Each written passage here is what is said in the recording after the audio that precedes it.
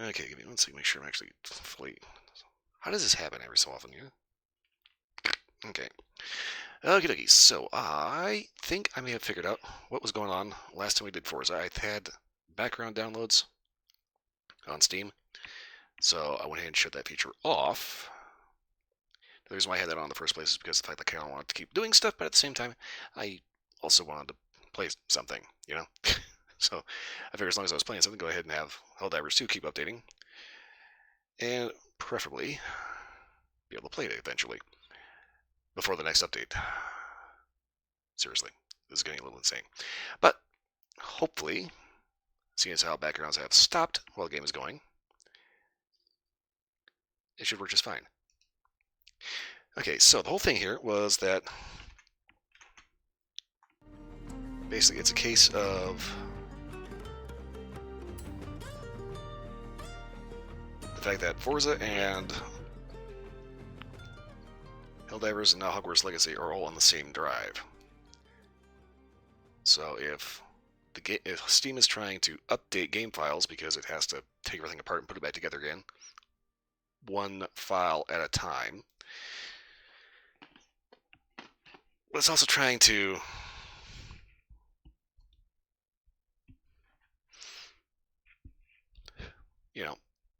play a game and access files for something else, yeah, it's going to cause a little bit of a bottleneck, you know?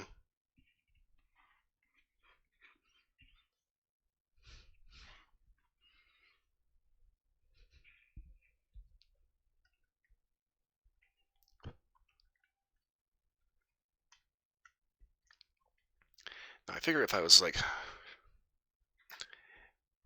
updating a game on one drive, but also playing a game on a different drive, then I probably wouldn't end up getting that bandwidth bottleneck. Or, just stop downloading shit in the background. Okay. I don't think there was something I was going to say that happened, but I don't think anything happened. I've been watching this goofy thing. It's very odd how I found this channel. It's called Wheels History, and the voice is obviously AI. That or this guy has really got to work on his delivery. But I swear it's AI just because of the odd pauses, the way that certain words are mispronounced that he already pronounced correctly previously in the same sentence. But I swear it's like an AI text to speech, but overall the content's actually not bad. That said, sometimes it's a little nonsensical, but for the most part, it's fairly okay. Starts talking about oddball design features of cars that thankfully have been outlawed due to safety regulations. I didn't know that for a while they were making car seats, like your driver's seat, that would rotate to help you get in and out of the car easier. Considering the fact that people have been getting into and out of cars the same way since the 1920s. Yeah, it was only in the 1960s that they decided that it was okay to put a swivel seat in because apparently, everybody was so glued to their chairs all the time that they needed help trying to figure out how to lift one leg and actually get into shit or something. I don't know. It was a real stupid idea because it added an additional 30 pounds to each seat, and occasionally would come undone. Welcome back, Alice.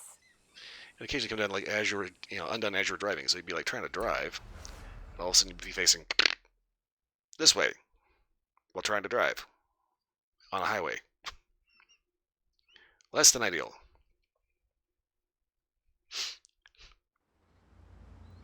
So I was kind of playing around with the aesthetics of my Land Rover here.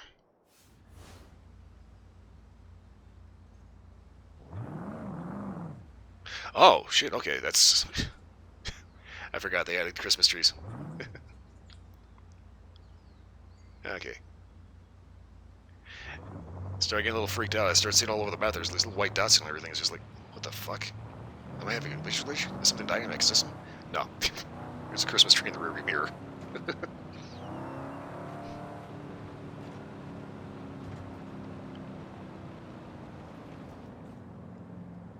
actually don't want to drive this because,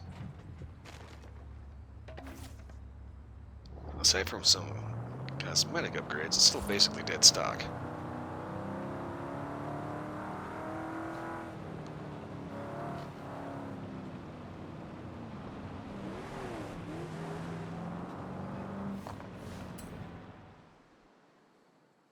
I was kind of playing around with the actual build and seeing like what I could get for like 125,000 credits. And yeah, you can horsepower this thing way up.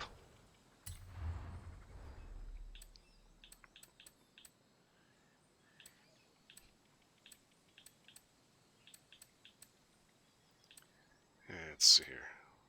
Let's go ahead and take the Bronco out. Let's also take a look at that GMC Jimmy, which is basically the generic version of the Chevy Blazer from 1970. There's not a hell of a lot they let you do to that. At least aesthetically speaking. That kind of reminds me of like, I saw somebody do a restoration recently. Well, it wasn't even a full restoration, it was like a series of videos. But this dude ended up getting for like $12 this old, rusted the fuck out, like 1974 Jeep Wagoneer. And like, I know y'all have seen these things, right? It's usually in some mountain town. And they're always owned by the same guy, right? One of those dudes that is an absolute shithead. Guy that fancies himself to be a mountain man or survivalist or something like that. You know, some, half-assed armchair commando pork, faker, basically. Always has to have like a dead cow skull in the back. Gun rack, not bad. Not a bad idea. Just maybe don't put the gun rack in the window. Just a thought. Yeah, it's always owned by those guys that are like so just objectionable, just pig-headed, just assholes. And they have to live out in the woods because society can't stand them.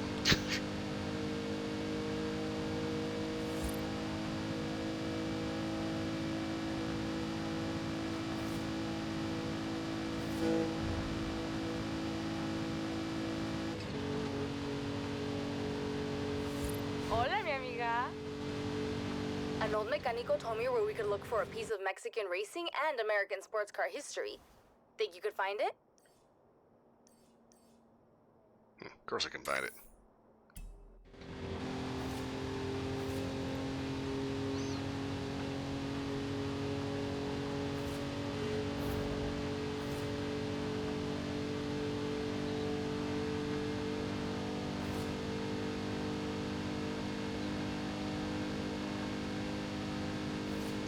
Okay, but anyway, as long as we have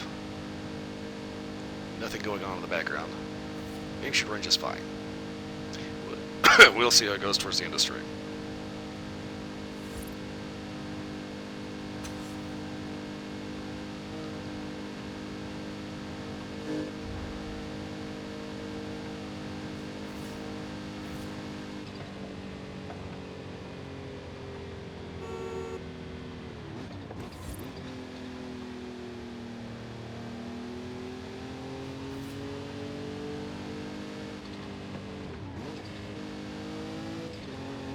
Yeah, no, I mean, I really didn't need to brake for that. In 400 yards, turn left.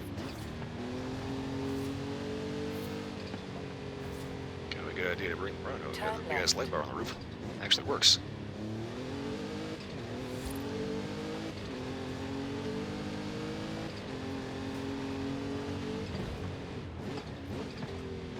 Yeah, one of the things that was wrong with this Wagoneer was that basically nothing internally was actually original. Really one of those, I don't need no mechanic, I can do it myself. I'm kind of one of those assholes that In owned 400 it, so yards, turn left. obviously the engine is not original.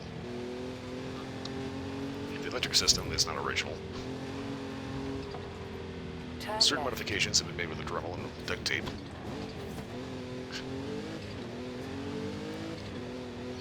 Yeah, turn on like that just a bit. The engine noise is making me want to yell over everything.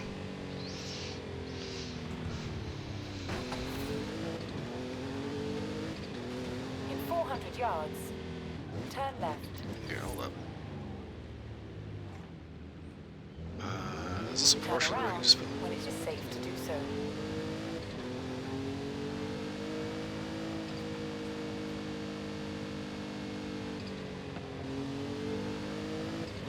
Nope, we are filling this in as we go. Okay.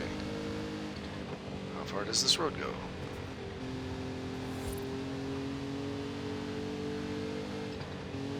Turn around when it is safe to do so.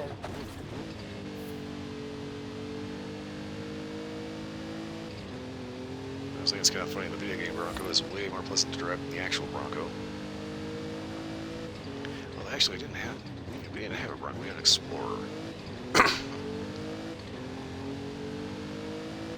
Ford Explorer, not a big fan. Turn around when it is safe to do so. Not exactly the most powerful engine, kind of drives like a boat.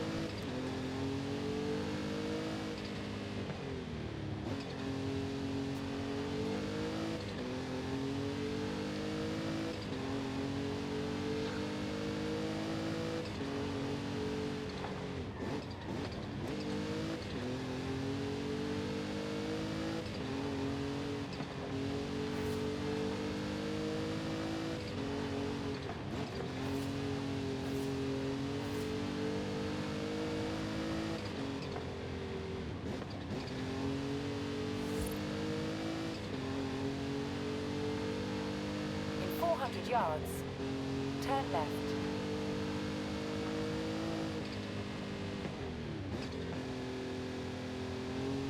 Turn left. Okay, so we are in zone, eyes open. Where would I want to stick a barn with a car in it?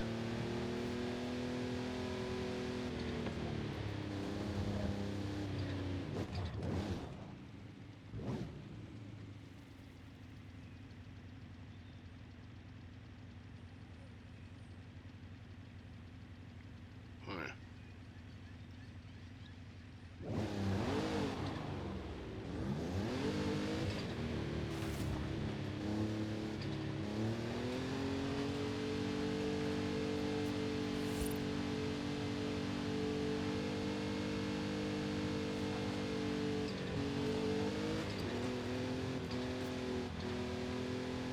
You have arrived at your destination.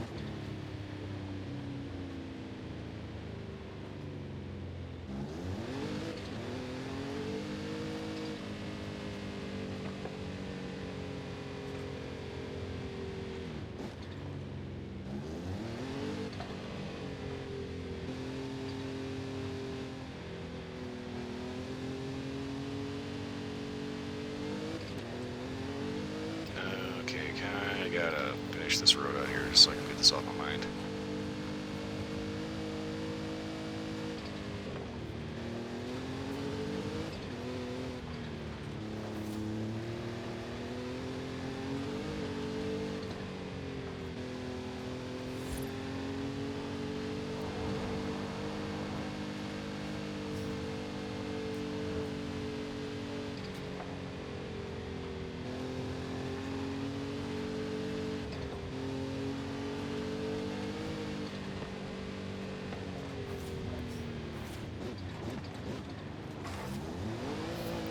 Okay, we'll worry about the rest of that later.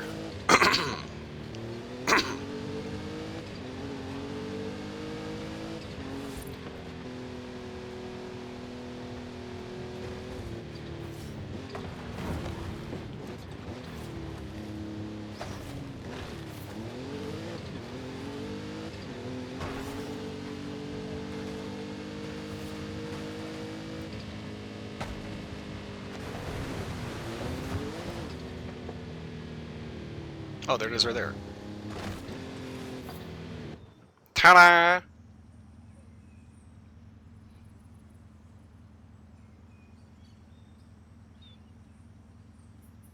I definitely look like we've been through the mud.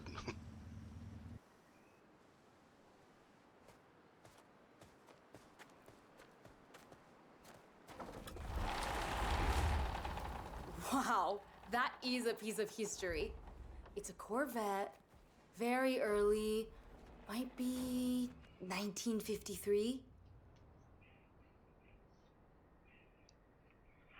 It's not that cold in that end.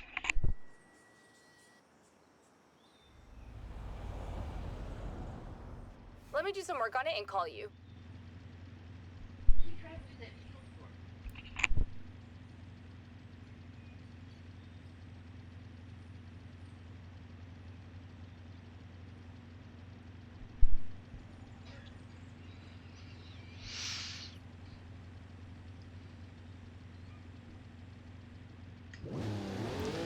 So he popped there and talked to me. Okay, 1 second here. Just making sure everything's actually still going. Okay, good. Ah. Yeah,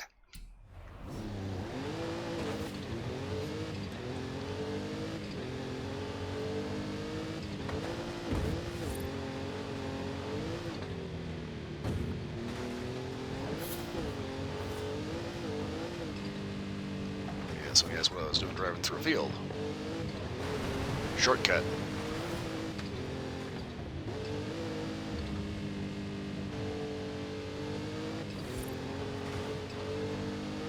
I think it's one of those ones on the top of one of these greenhouse things.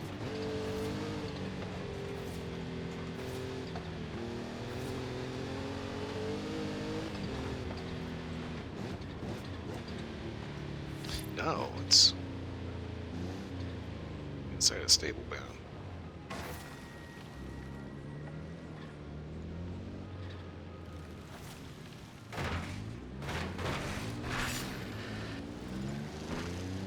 Squeeze through there.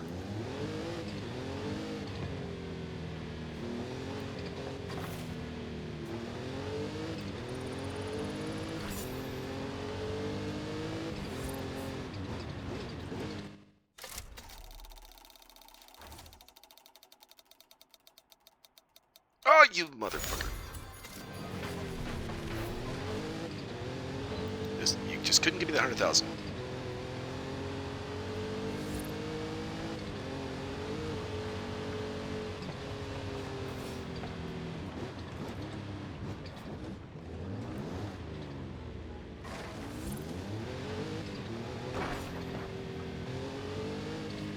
You know, where the farmers love it when you just drive through other fields and destroy the shit out of their crops.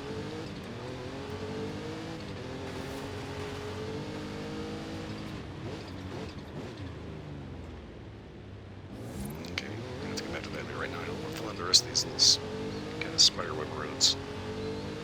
Dirt here. Going the wrong way.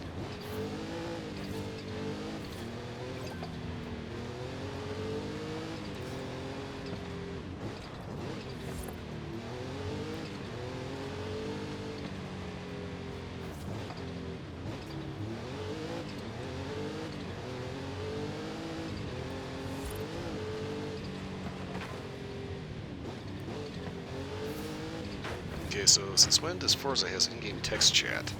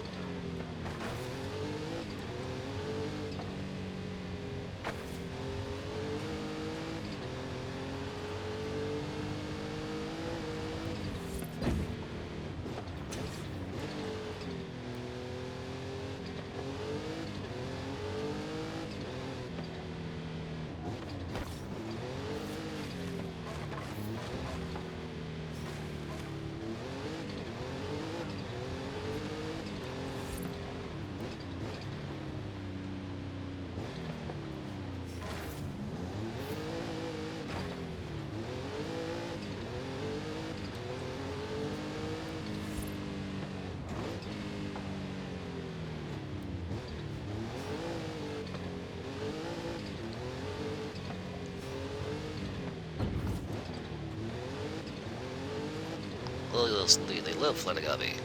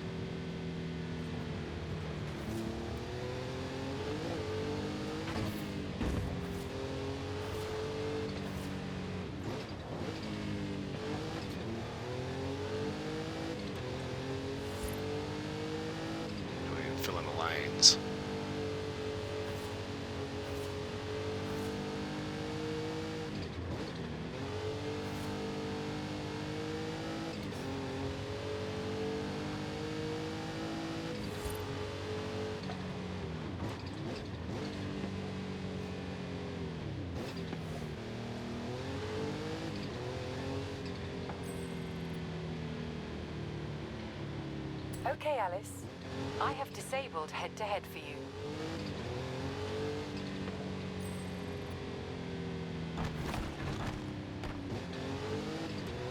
Huh, okay.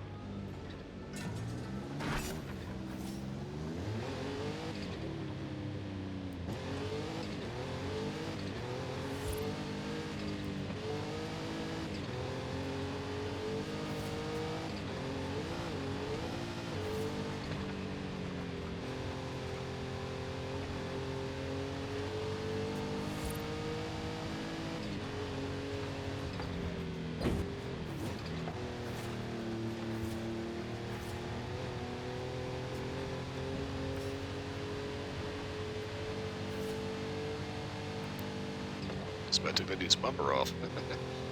Not like he's using it. Yet.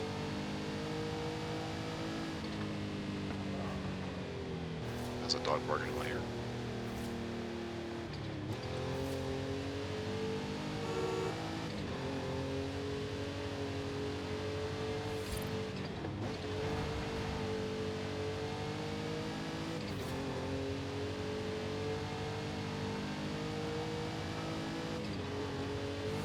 Stay a little focused here, otherwise I'm not going to be on the road anymore.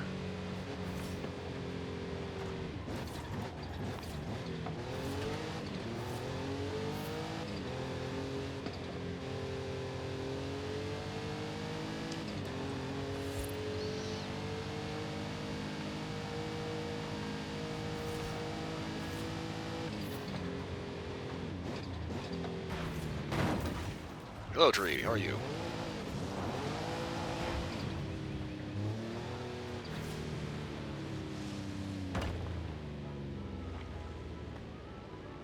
Oh.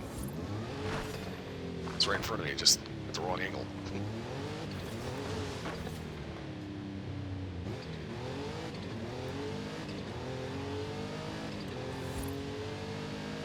Okay, we'll get this second road up here finished out and come back into this other one.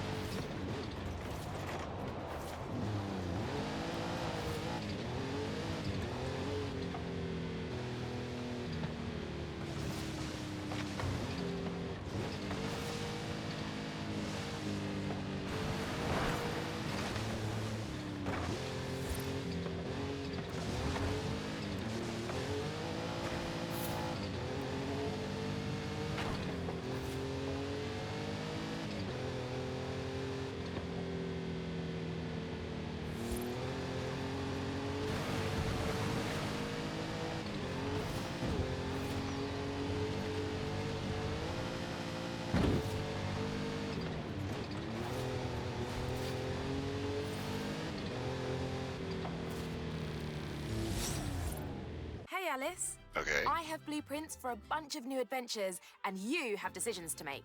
Right. Okay, let's go into the mid stage.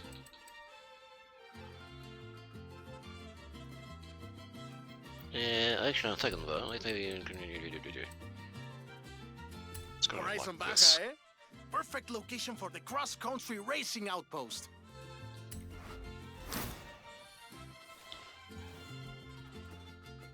You, Alex, Ramiro, and every single fan messaging me to ask when this is opening. Great news. I'll tell them all very soon, shall I?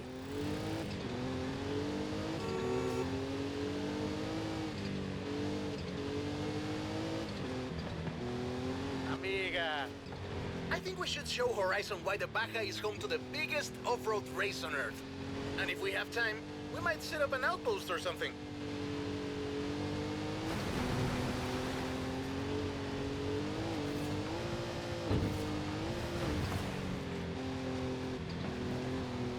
In 400 yards, turn right. Well, yes, they love fence repair. Turn right. It's one of the perks of being a farmer in Mexico.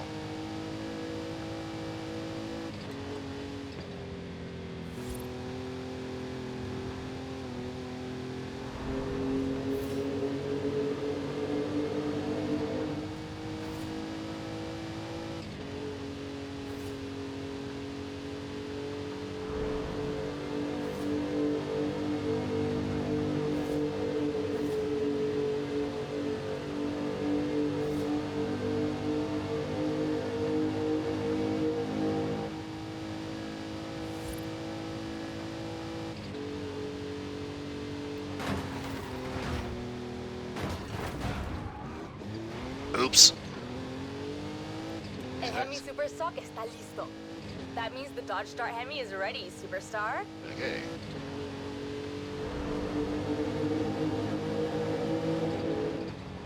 Don't know why they insist on telling me shit in Spanish.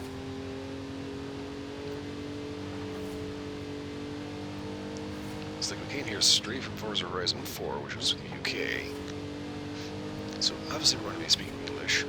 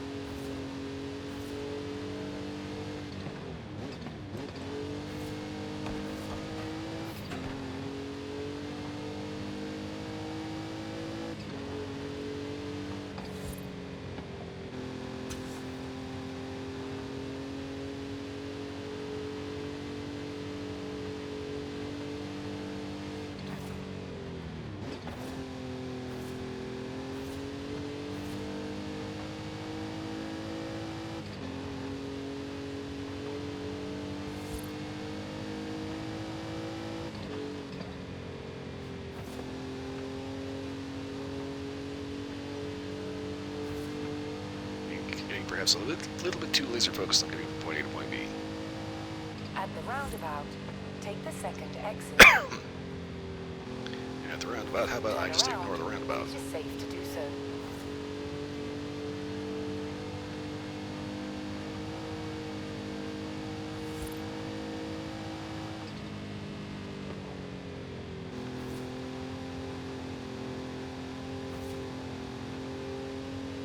In 400 yards, turn left.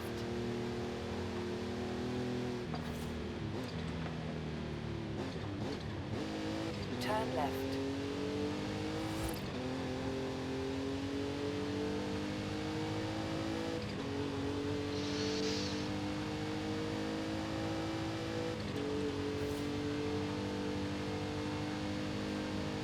In 400 yards, turn right.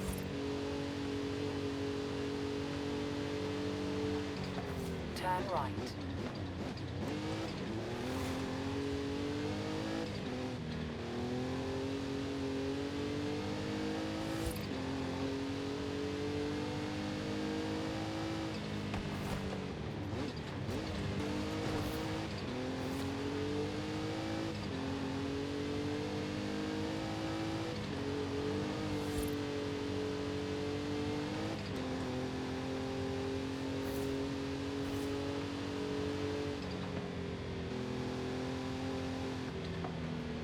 In 400 yards, you will arrive at your destination.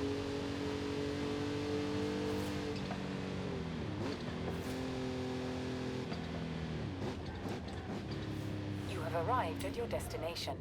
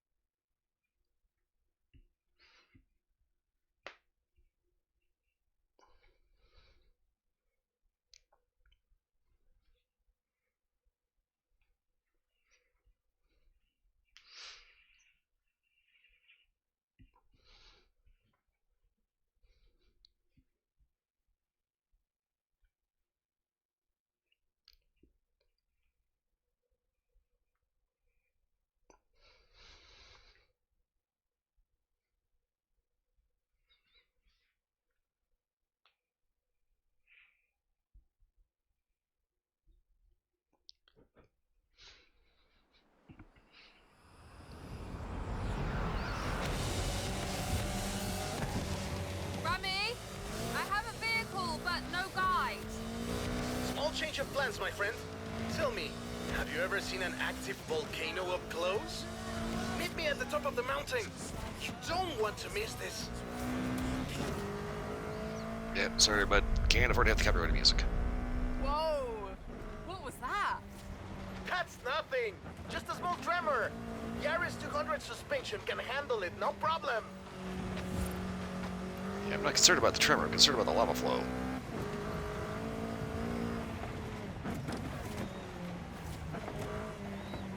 My friend, there is a lot of smoke coming out of this volcano.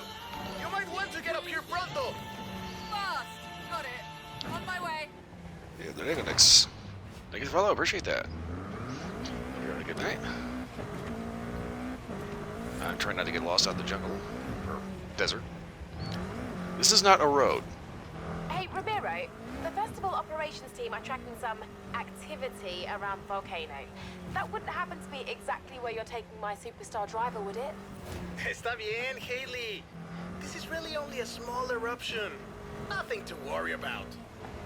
Fine. Just remember we have an outpost to set up, yeah? Yeah, small eruption, nothing to worry about. Yeah, totally fine, totally fine. Isn't this incredible? The volcano has never been like this before, but it's waking up for Horizon.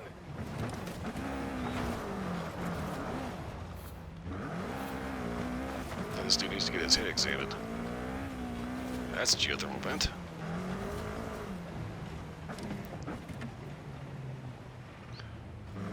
Yeah, it's like, I guess technically everything is kind of a road, but it's like, it's not a defined path, that's the thing. Get out of here, my friend.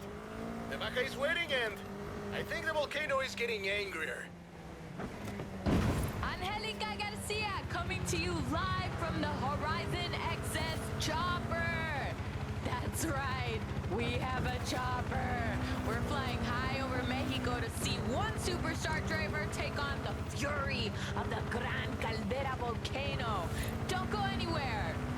Looks like you're attracting the local news. You're on TV. It looks safe, but there's vapor everywhere. This expedition looks to be heading straight to the active crater of the volcano. This might be the most rock and roll thing ever. We'll be back soon. Yeah, great, heading straight to a volcano. Does not occur to anybody that could be, like an extraordinarily bad idea. Rami, did they say anything about steam vents? See? Believe it or not, they said opening them, say with a car, actually helps release the geothermal energy. Keep going, superstar. Don't let the Gran Caldera defeat you. Horizon XS is cheering you on.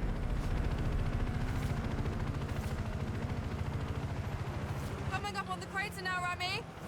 Copy that. Feel free to turn on the air conditioning.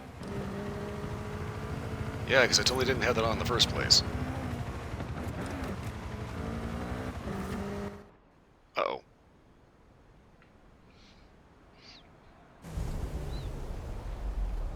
You made it!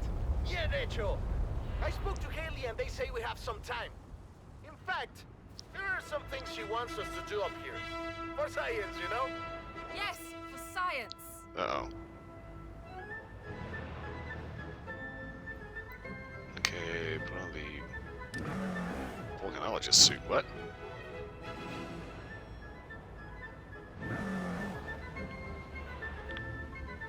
Okay, collect a sample from find location. Says moment.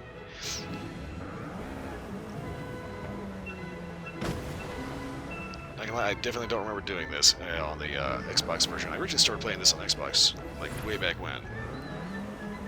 This was on the Game Share thing. Okay, so we have to run over 5 of these.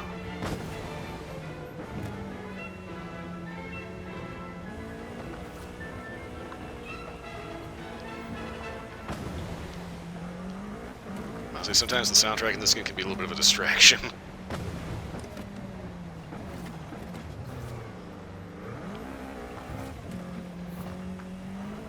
Is that what they just ran over, or... Yeah, okay,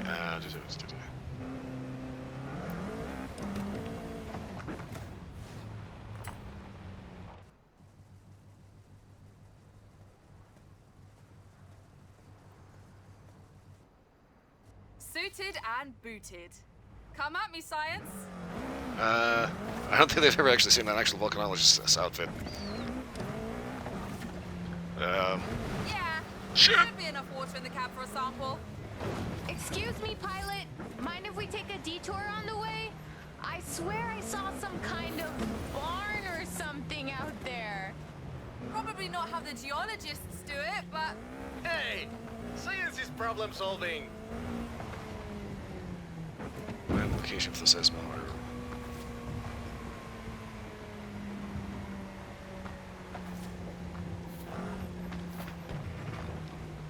Drive to the buggy to continue. Okay. So I guess that's where we end up actually putting the seismometer at, right?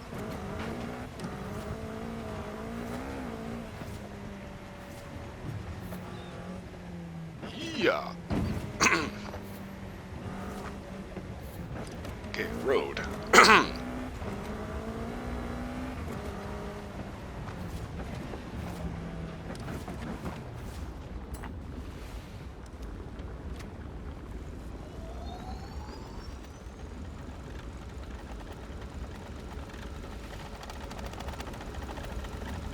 See, Haley? We've placed the seismometer. You're getting the Okay reads? then. Buenísimo. We should be heading down soon.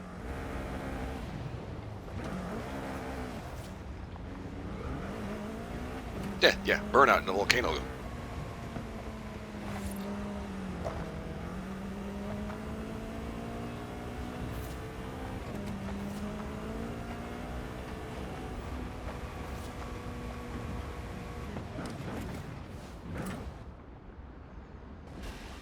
I promised I'd show you an active volcano up close. Now, I think the show's over. yeah. That's enough playing with fire for one day.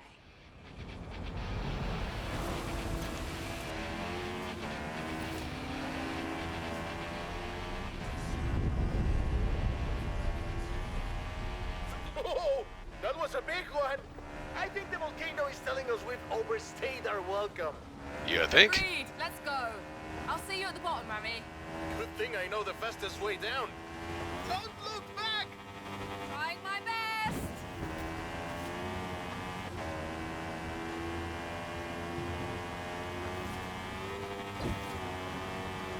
Woohoo! Eso!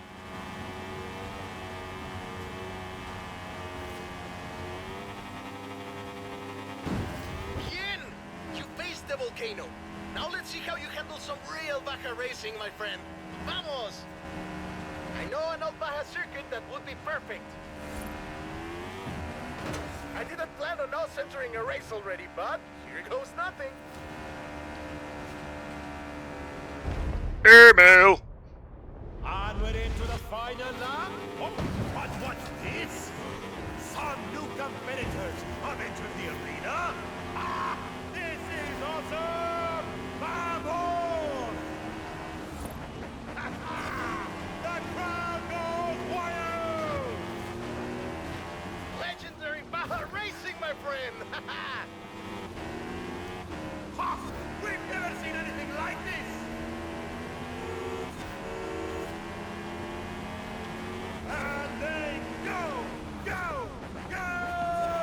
Across the finish line! We're too aggressively going into that. Although technically we weren't actually part of that race, so it kind of wouldn't matter if we hit the finish line or not. Me second. My ass. I'm kind of glad to redo that. Horizon Baja. Standing shoulder to shoulder with the Baja 500 and 1000.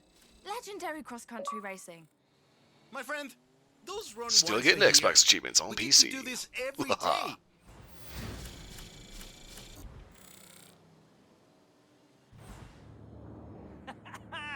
You know how to make an entry. Welcome to Horizon Baja. Complete with our big tacky as hell plane. Fly to the bottom, fly to the bottom. Well, what do you That's where think that of the plane's place? got the same color scheme as This will Viva be Pinata. the destination for cross-country racing. You in? Okay, I believe I got a truck out of that.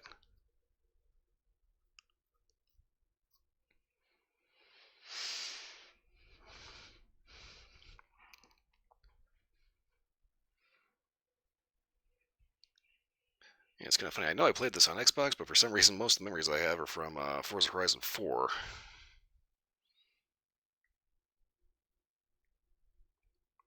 Thinking that when you had to race a big as hell cross-country event program to start. So I will hovercraft. see you out there. Okie dokie then. Okay, got a barn find to find down here. What is this? What is Blanca's build stub? What?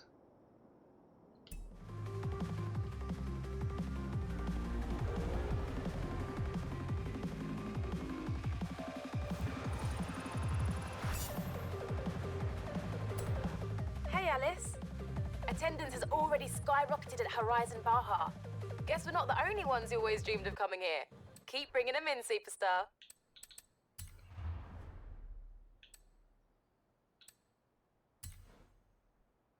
Zero to 60 in 3.6 seconds. Ask Jay to take you to the drag racing meetup. But don't be surprised if nobody wants to line up against you. Drag racing, you say? Gives me ideas on how to customize this sucker.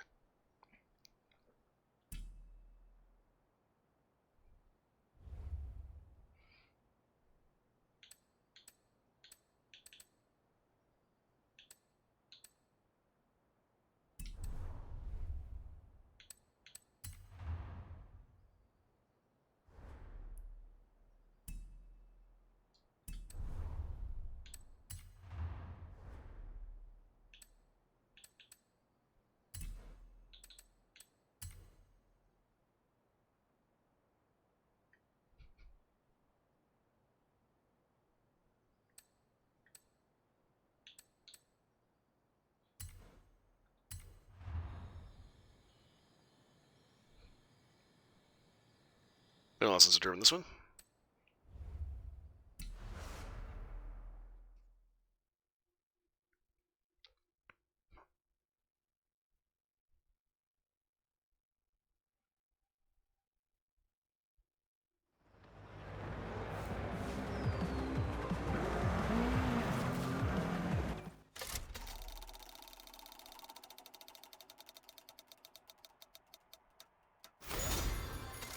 Okay. Super Duty F450. Interesting.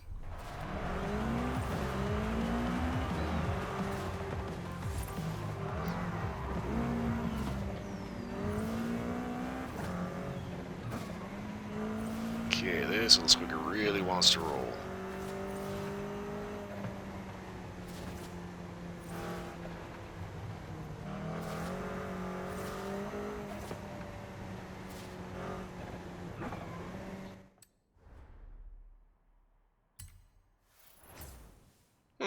Volcanologist thermal suit. Typically, thermal suits tend to be metallic in nature. Okay.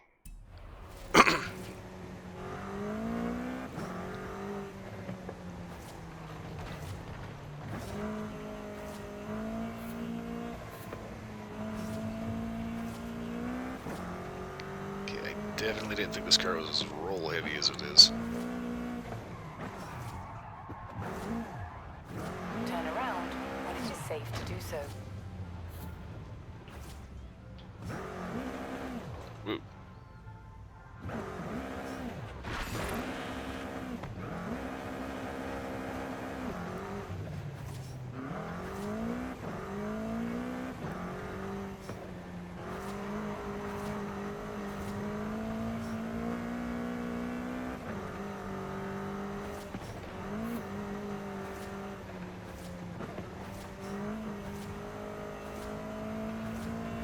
This thing has a little too much brass for its own good. In 400 yards, turn right.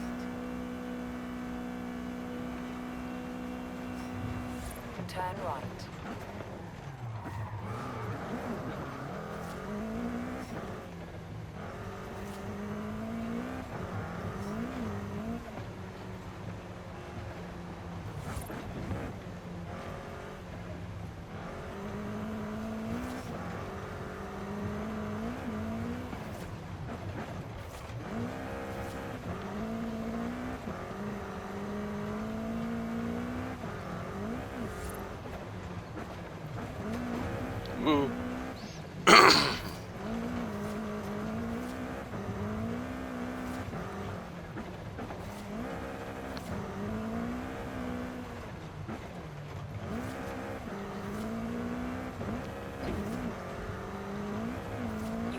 arrived at your destination.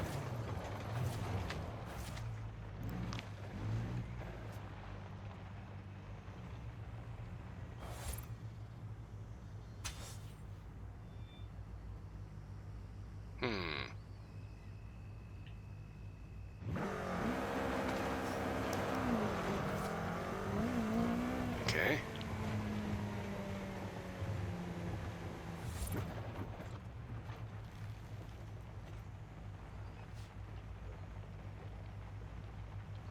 That's a golf course. Okay.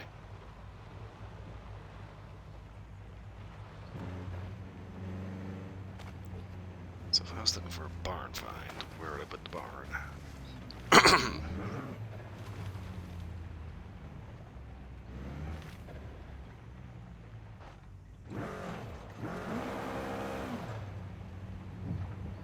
Why, right down here.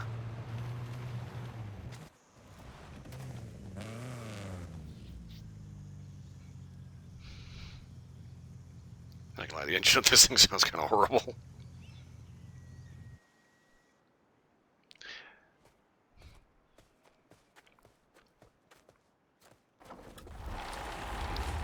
Whoa, get a load of that. Looks like an old Baja truck. Oh, this thing's won more off-road races than you or I have had hot dinners.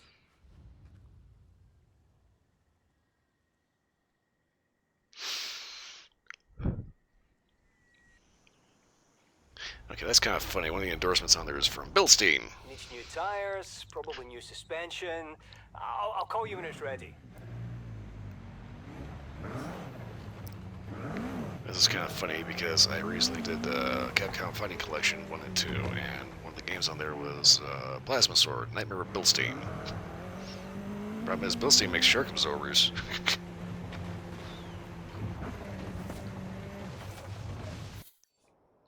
Okay. What is this?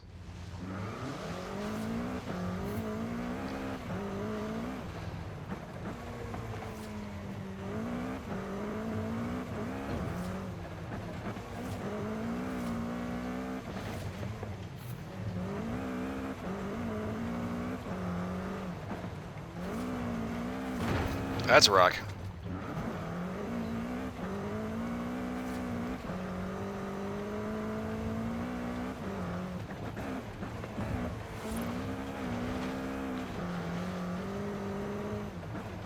In 400 yards, turn left.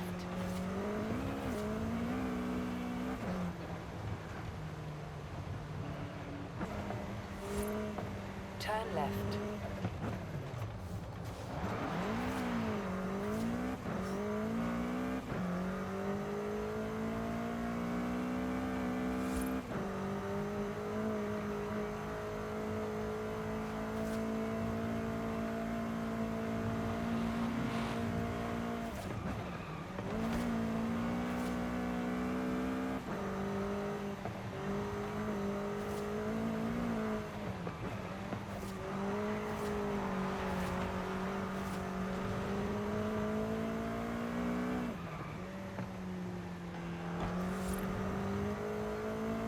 In 400 yards, turn left.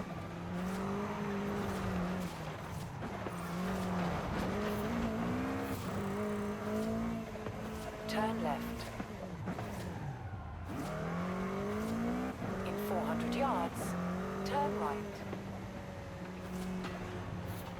I don't know if that guy's still following me. Turn right. But he isn't like this big souped up pipe or something like that. And can I answer the question? You have arrived at your destination. Okay, what is the this? build stuff. From here you can create the race of your dreams and share it with the world. All you need is your imagination. Shall we build? Not at the moment. Yeah, that dude's fucking following me.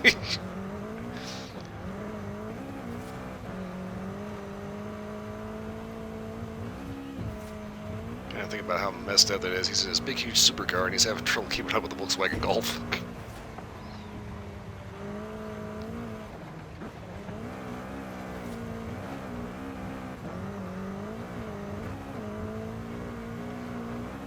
Oh, shit.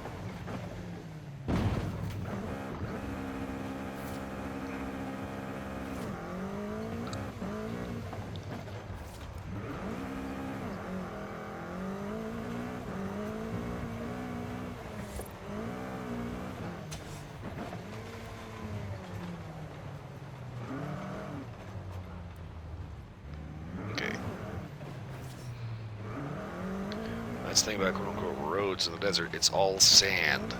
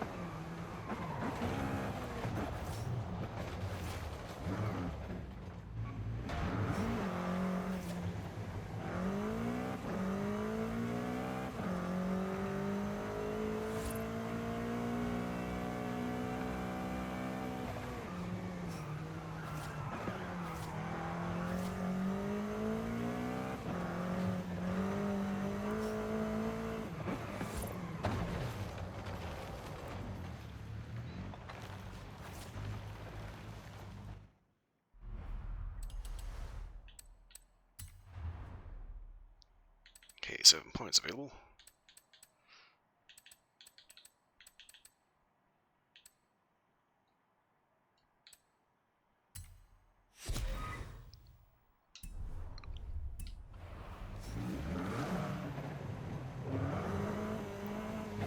That's one of the funnier things to do is set up a race. Using a class that your friends don't have, and force them to use one of your fucked up builds. It's like, you know how to drive it. They have no clue.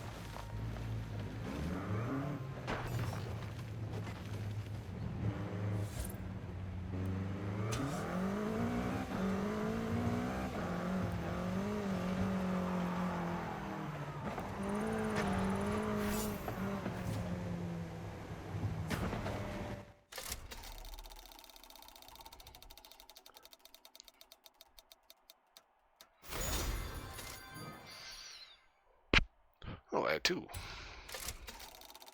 100k, 100k, 100k.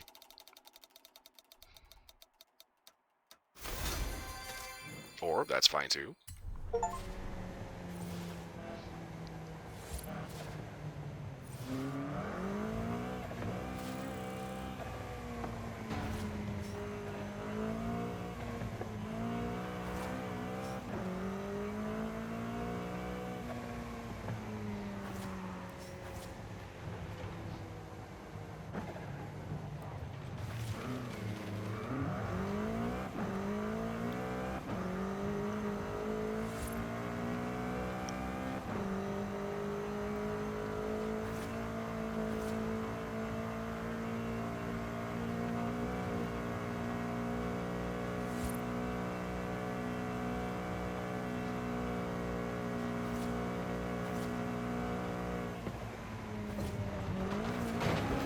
Ooh, hello.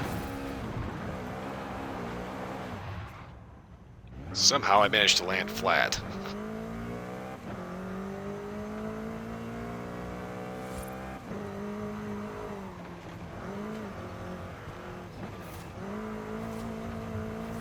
Okay, not gonna lie, this thing has a little too much up for its own good.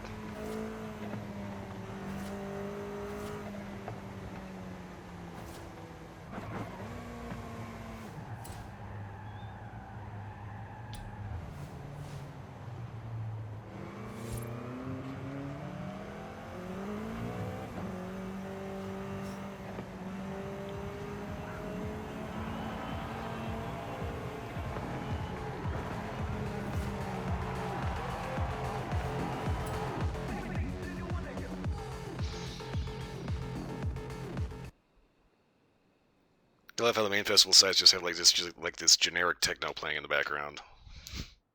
But everything's copyrighted on the radio.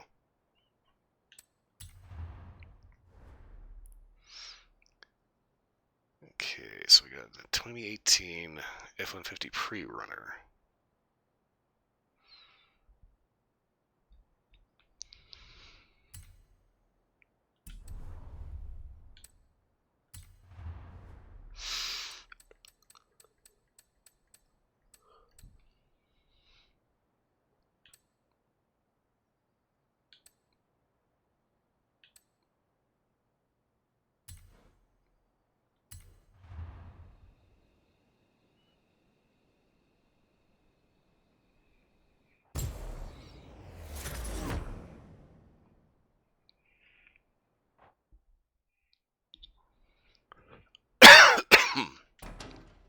Oh, you can open the whole thing up, right? That is a pretty teched up engine.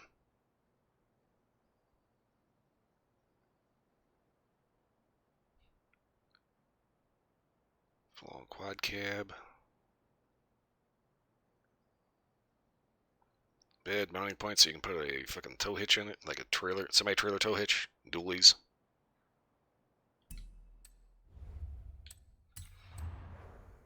Kinda curious exactly what all you can do to this thing.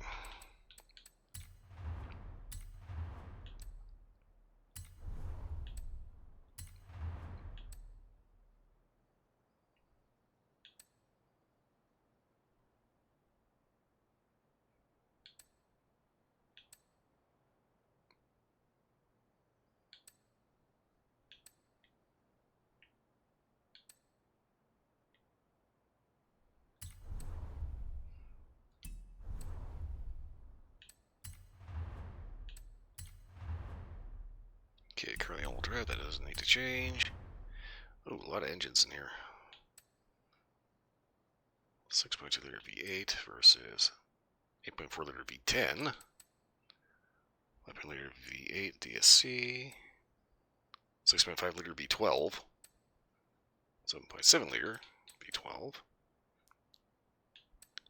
Racing 7.2 liter V8. 7.4 liter V8 twin turbo.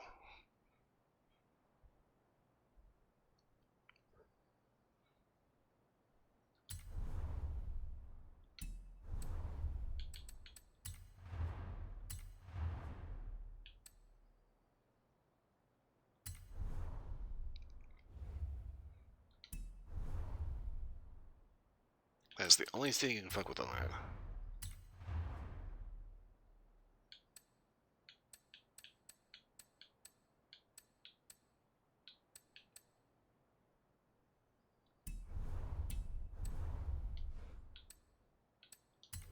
Still too expensive.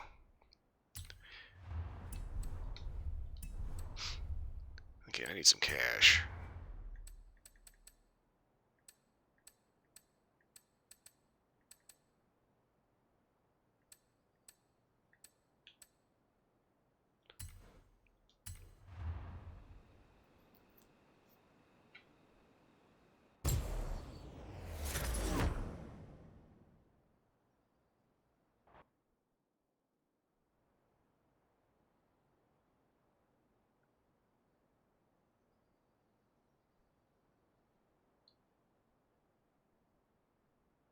Bah! Sponsorship from GoPro.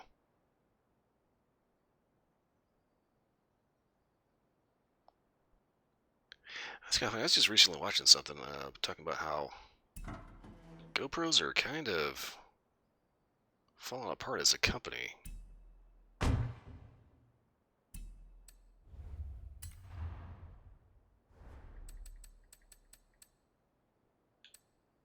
Okay, Duberti.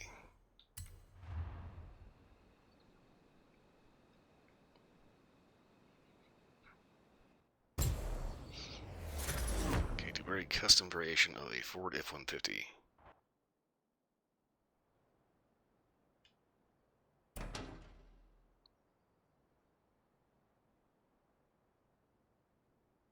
Okay.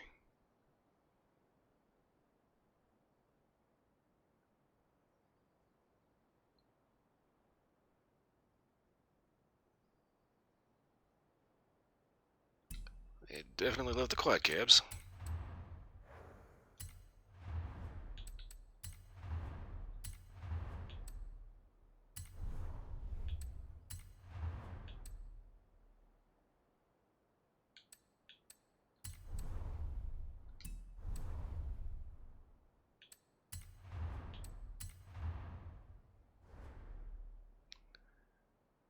Rear-wheel drive, okay.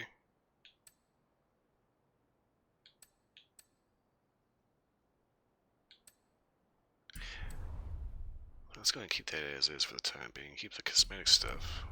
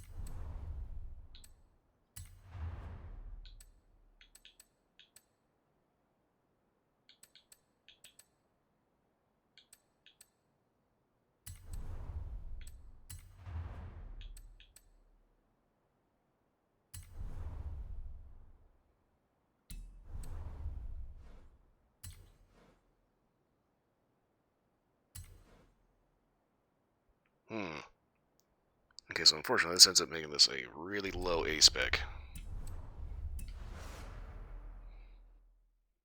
But it should be interesting to see how it does. Let's give it a little spin. Maybe unlock some stuff.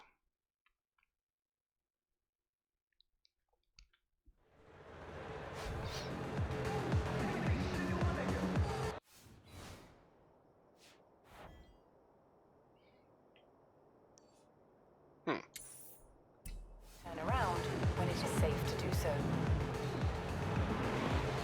Turn right.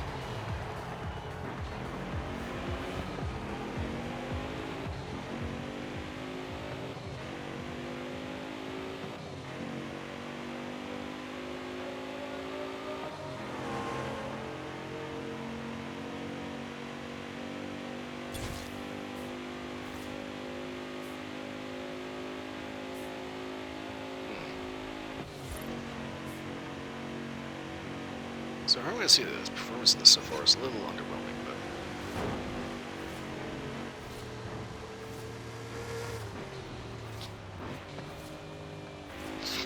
but by some random wacko that doesn't quite know how to drive, so he just flips his shit in the middle of the road. In 400 yards, turn right. Turn right.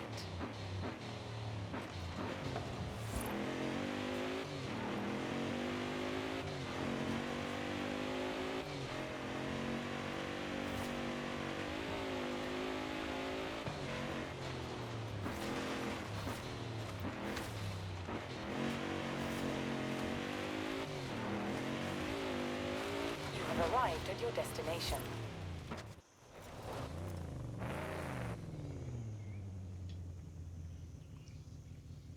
Okay, Brad to Birdie, okay. That's why it's called what?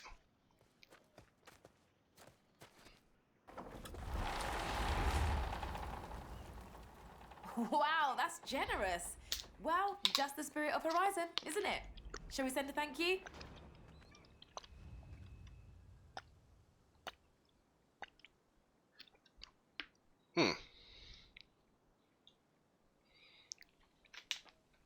Taking Turbo S, that tells me that guy got that from one of the events or something like that. Probably has more than one. I think this is going to be number 3 now.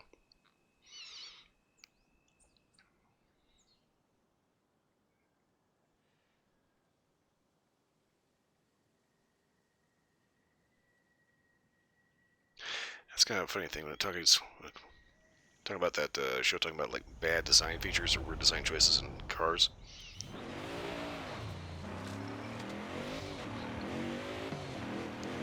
one of them was rear-mounted engines, and specifically with like cheap economy cars.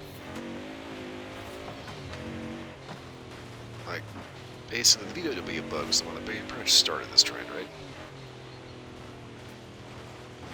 Rear engine, rear-wheel drive.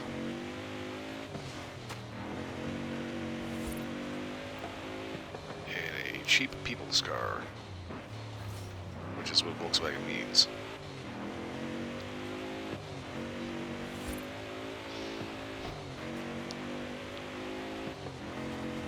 And as it turns out, pretty much anyone other than Volkswagen and Porsche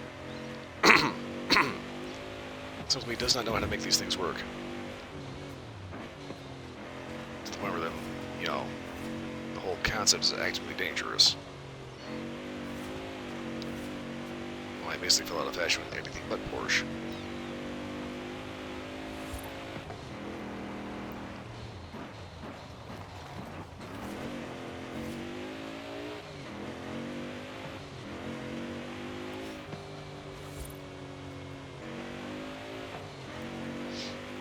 I think it's funny that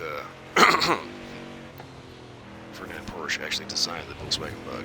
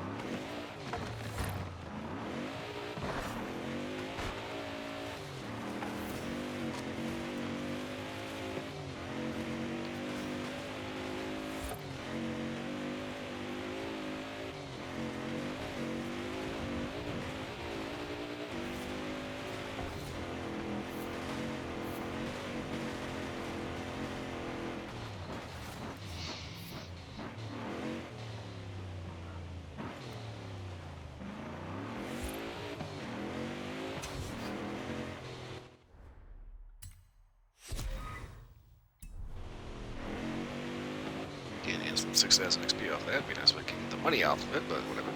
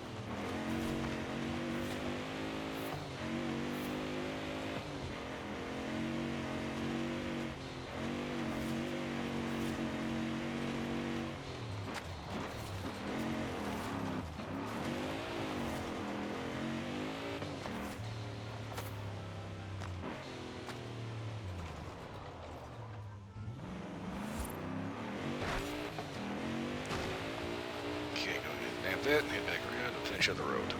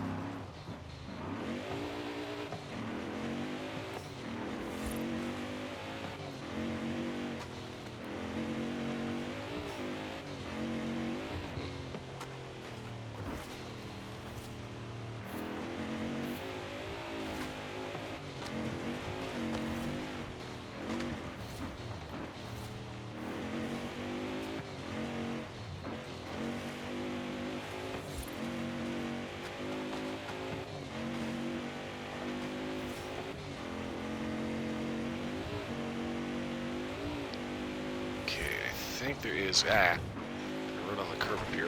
Come on.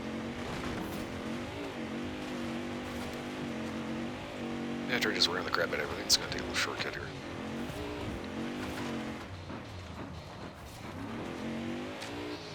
But for a second, that was almost a bad idea.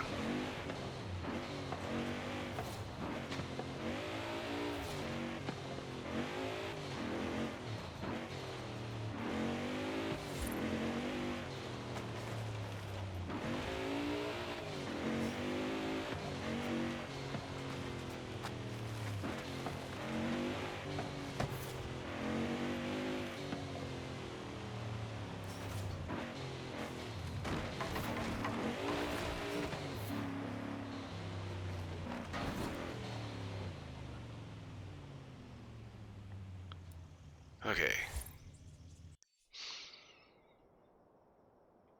I think that's all the roads on this area. Gotta stretch.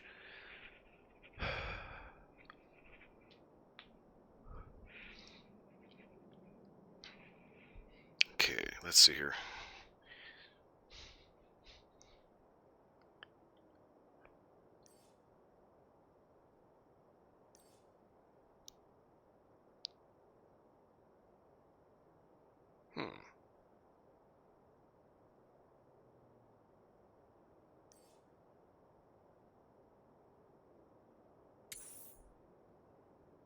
Ooh. That's gonna be a zigzag mess. Turn around when it is safe to do so. Hey, wait a minute, there's a skill board up here.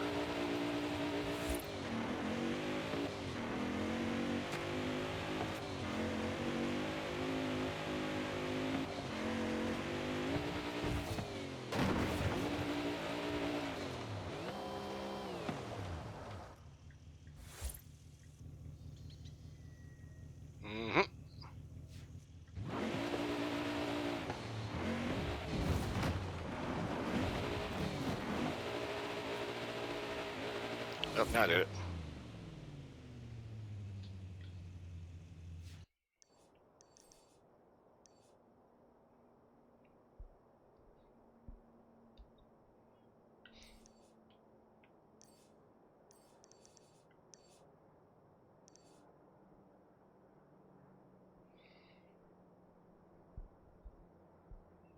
Oh, I can't fast travel because I don't have enough. Fuck. Okay.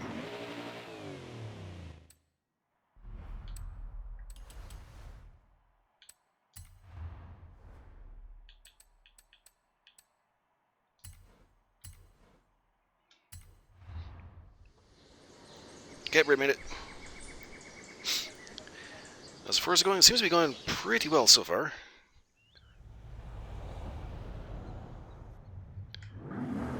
In 400 yards, turn left. I think I figured out what the problem was last time why everything was taking forever to load is because the fact that I was getting that low streaming bottleneck because I had an update running in the background. Both accessing the same drive. Turn left. Trying to update, I believe it was Hogwarts Legacy. And stream out everything from Forza Horizon as well, so. In 400 yards, turn right.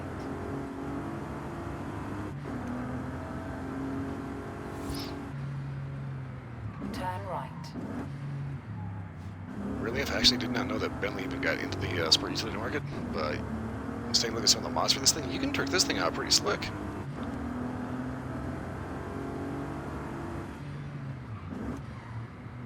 In 400 yards, I said, turn right. expensively slick.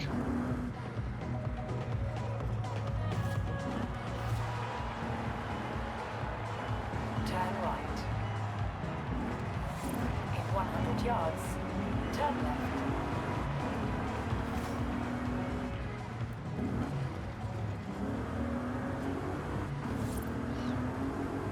Yeah, going through and doing this one, 200 we managed yards, to you will get arrive at your destination. a race against a volcano. Well, it wasn't really a race, it was more like a race to get off the volcano. You have arrived at your destination.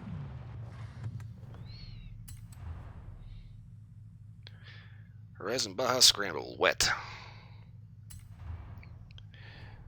Okay, Brett, how's your day going? Let's see. I think I want to do...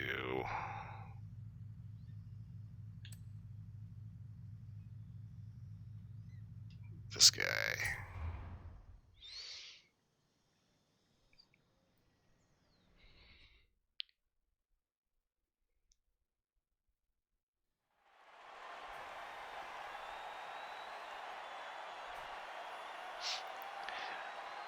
I need to get all the money for all the upgrades, and so far it's like I've got bupkis.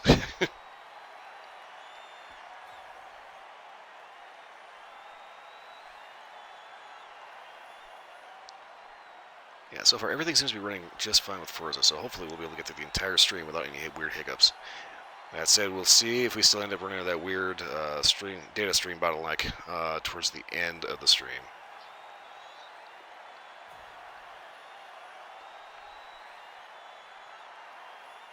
I was looking around on the forums, and it's like, this is a problem that a lot of people have had. It's like the game's been out for 4 years at this point, and the last post was like 2 years ago. I don't think they ever managed to fix it. And I don't think they're going to.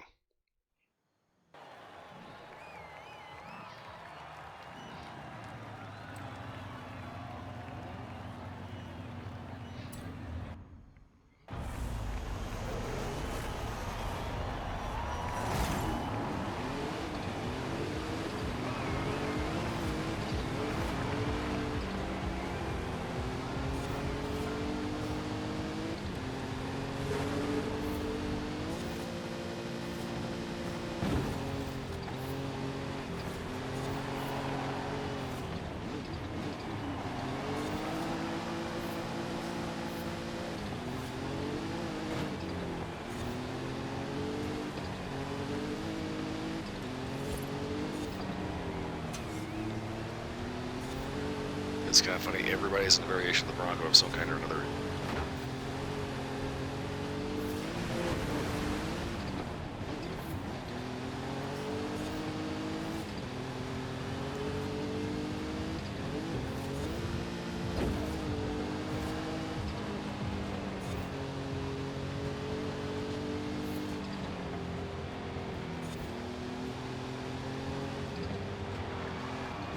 Fuck.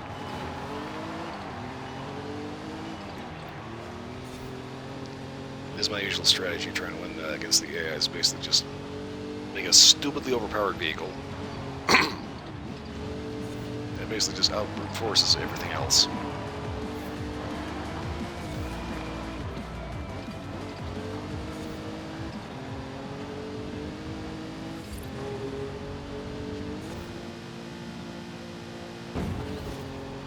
Basically just trying not to fuck up everything else.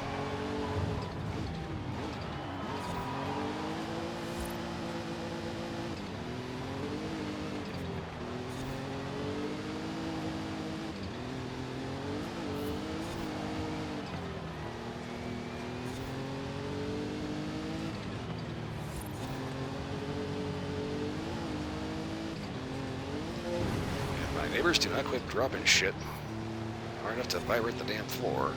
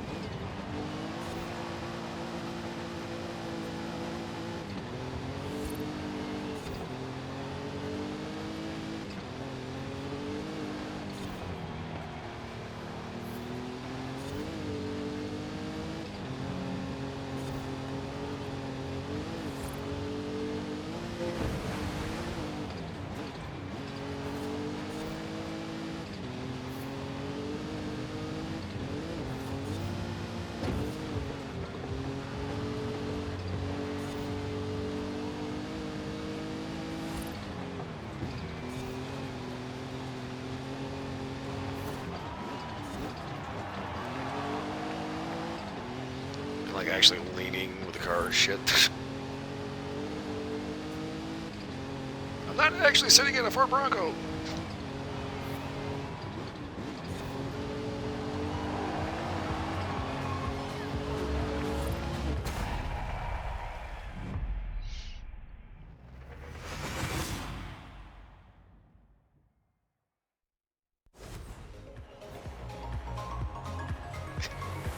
And there's always that immersive thing. Is like you can't help it. You're going to. Until all of a sudden you end up crashing in the game and like actually fall out of your fucking chair.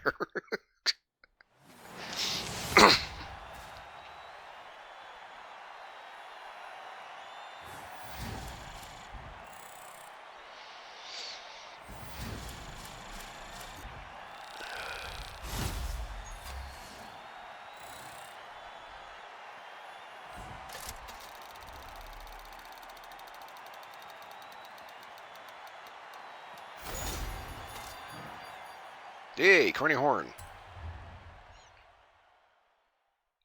Yeah, I don't know what the hell what's going on with my neighbors. It's like I'll be sitting here and all of a sudden I'll hear this big thunk that like Hey, Alice.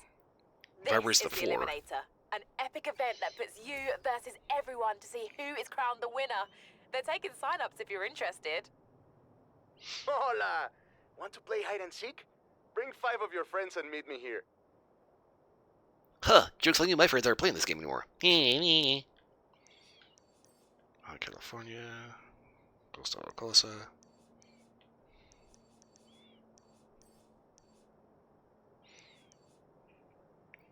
Okay, somebody just pinged a Discord, I think.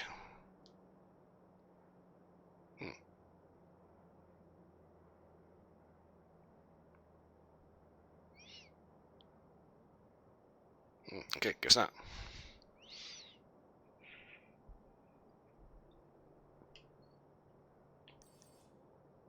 Okay, let's take a look-see. Ooh, I got a lot of big roads down over here.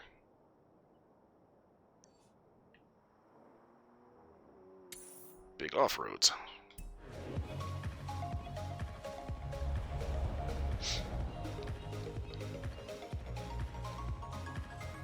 I've been doing some research on the Corvette. Come down and hear the story.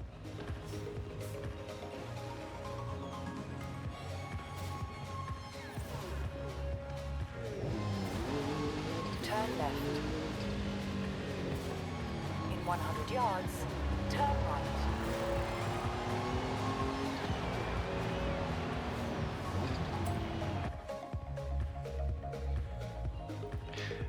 It's kind of funny. This is the whole Baja area. I keep thinking Baja Blast, which I've actually never had.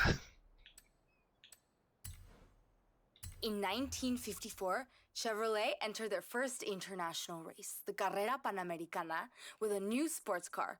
But this one threw a con rod through the engine block and died on the first stage. They've gotten much better at racing since then, lo juro. But now, it's all yours.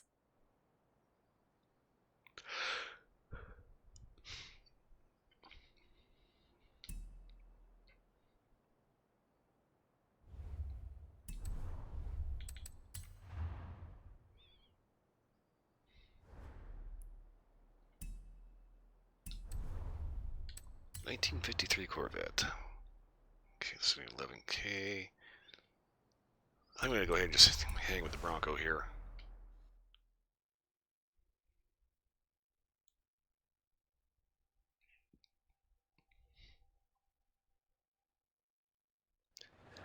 I think I saw that Baja Blast Pie.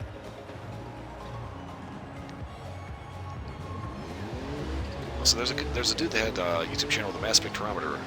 He was trying to figure out what the actual recipe for Baja Blast was. In 400 yards, turn right. According to what he found out, apparently one of the big flavors was oddly enough cherry. Turn right.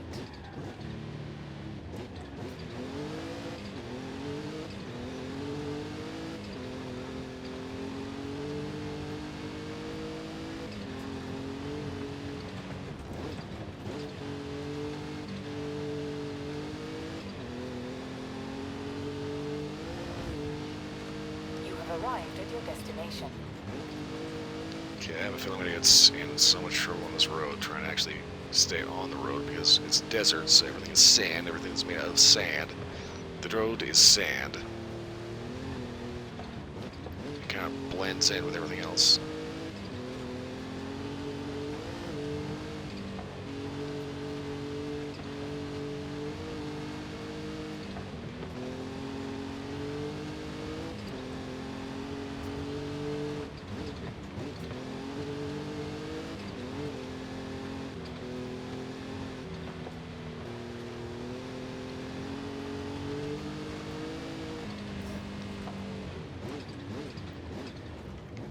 Okay, real quick, just because that is kind of bugging the crap out of me, I have got to take a look at what the hell the Baja Blast Pie actually looks like.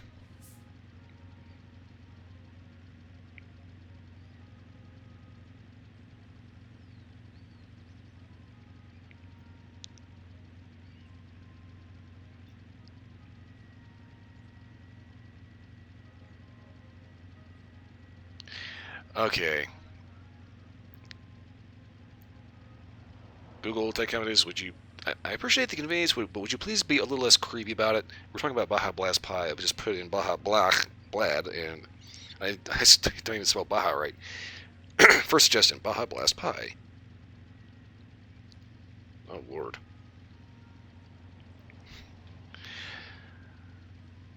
You remember back in the 90s, Robin Williams did that, kind of like What Happens After Peter Pan Grew Up, called Hook, where he plays an adult Peter Pan. And they had that food fight with all the goofy, yeah, the food fight scene where they have all the strange colored food when he actually finally figures out how to use his imagination again. Baja Blast Pie looks like it belongs on that table. It's just got that intensely fake, artificial, do not eat food coloring to it. I mean, it looks like a prop pie.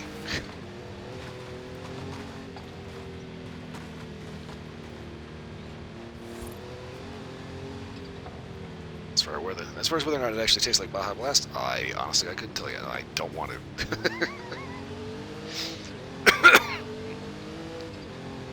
It does look vaguely radioactive, though.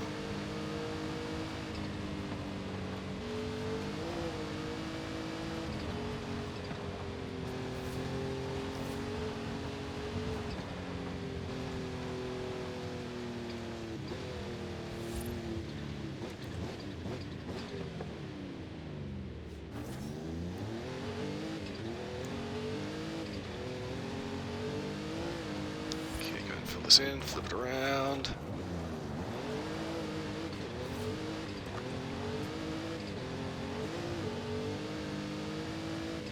Hola, amiga. Have you heard of the Carrera Panamericana? I've just been told about another barn find nearby. Shall we go find it? Oh, dear Lord. Yeah. I can stay on this path and unlock a road and not have to take that god-awful set of switchbacks. Turn left. Turn left. Okay, hang on. I'm gonna get this last road here. Turn around when it is safe to do so. Recalculating route. In 400 yards, turn right. Okay, hang on. All right, we're good.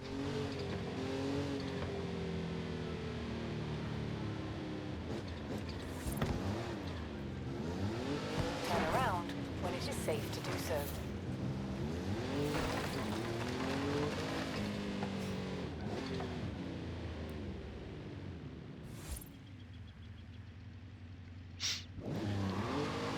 I suppose it does kind of remind a little bit of Ecto Cooler.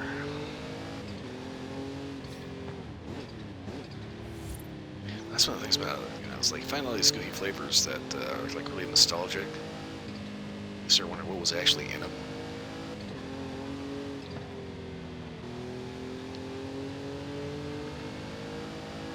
I guess the question here is, does anybody actually still have an original Ecto Cooler from the 1980s?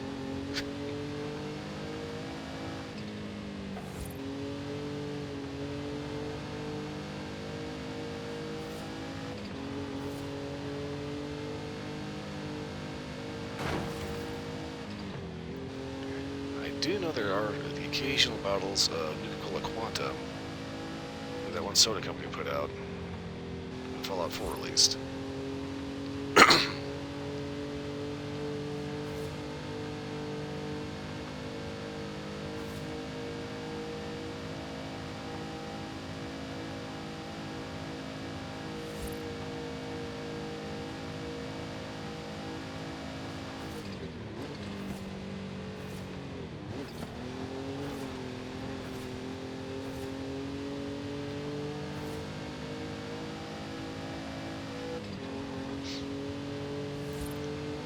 I think probably one of the bigger disappointments, but also kind of a neat thing, was when they released the one, I think it's just basically a straight up merch thing. It was supposed to be Nuka-Cola Dark, but it was basically just a bottle of dark rum. Came in a box that looked like a bottle of Nuka-Cola Dark.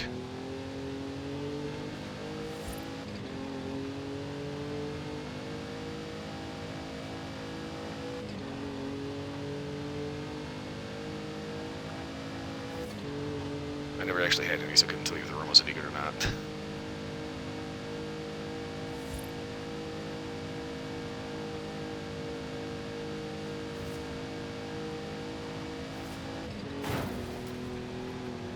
Bonk.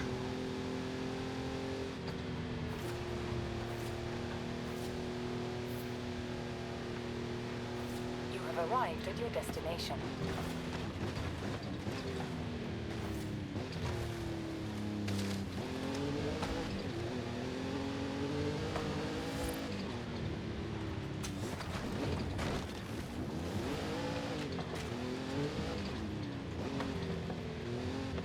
Okay, this is a forest. I can find a barn in this nightmare. Ugh.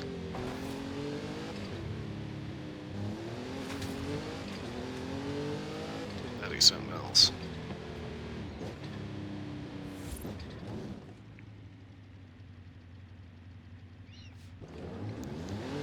So, Channel Soda Company is actually still releasing Nuka-Cola Quanta in bulk at Costco. I might want to take a look at that next time I go. It's actually been quite a long time since the last time I actually had a soda of any kind, but...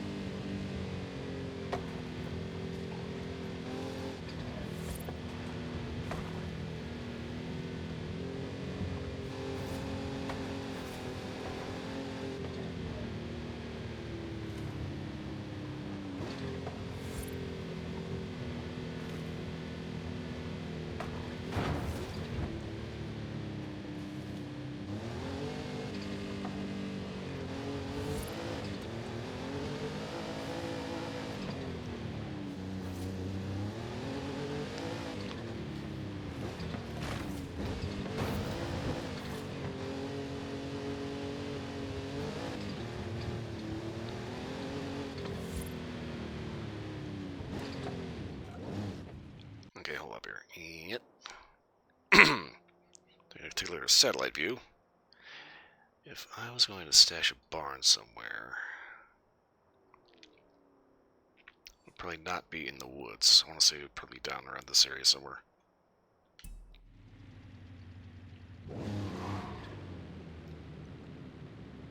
Because like you think about it, you know, it's like you got a big, huge wooded area like this. There's not going to be like major infrastructure other than just a road.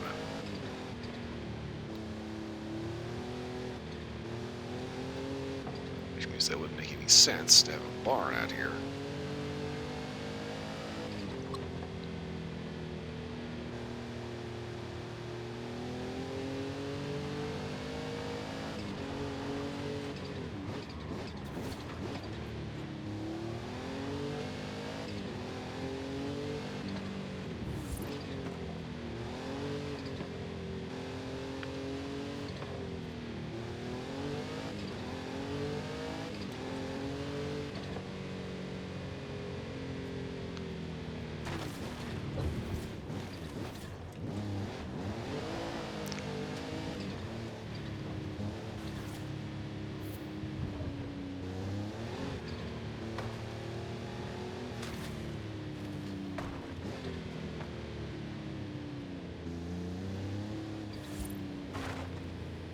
Also notice the devs in this game have a bad habit of hiding barns behind large outgrowths of shrubbery.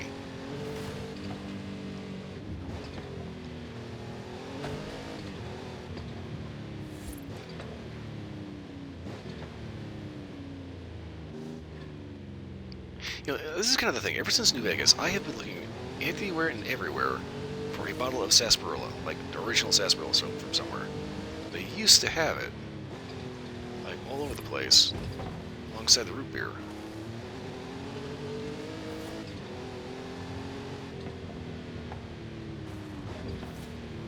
It's like I can go to any grocery store and I can find Jones Soda Company stuff, but I ended up finding all these freaking weird ass like grapefruit soda or whatever, kind of just weird soda flavors.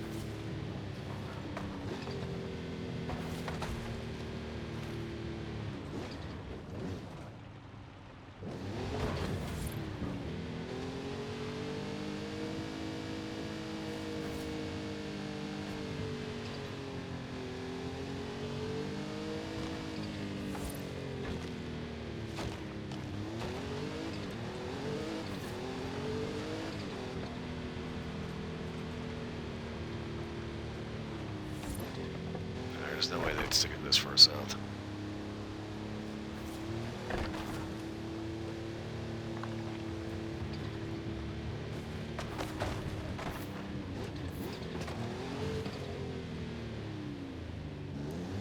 Okay, I just went through a couple of white picket fences. What is going on here? Actually, it's a split rail.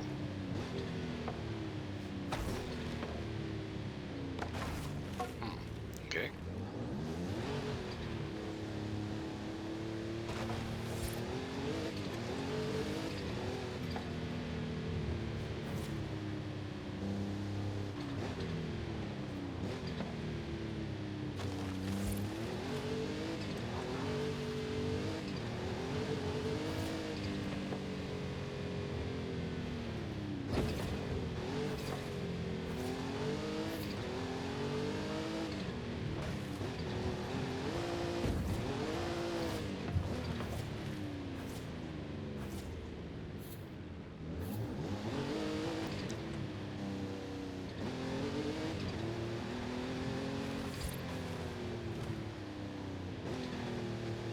Where is this barn at?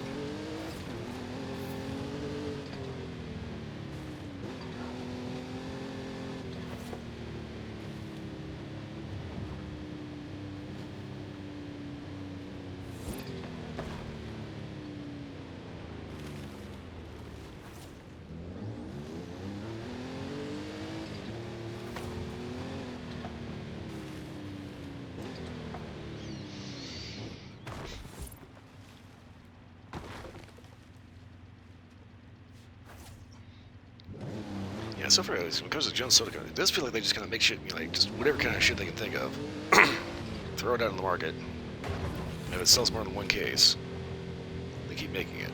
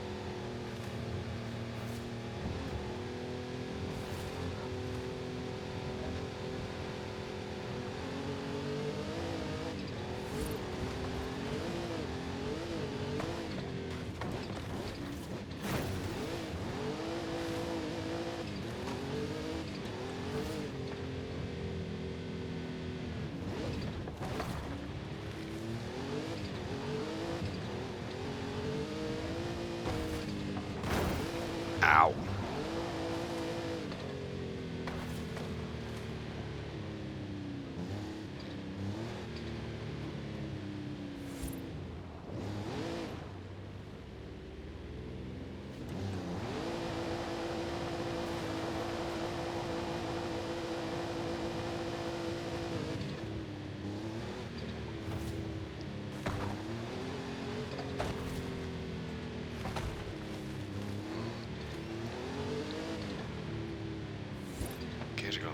on this field.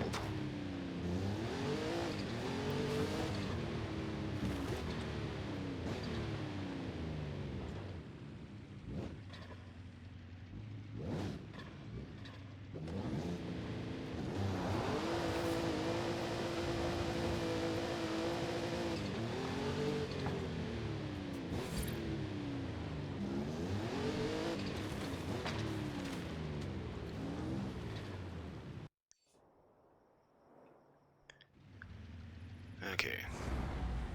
Oh, that's not what I wanted.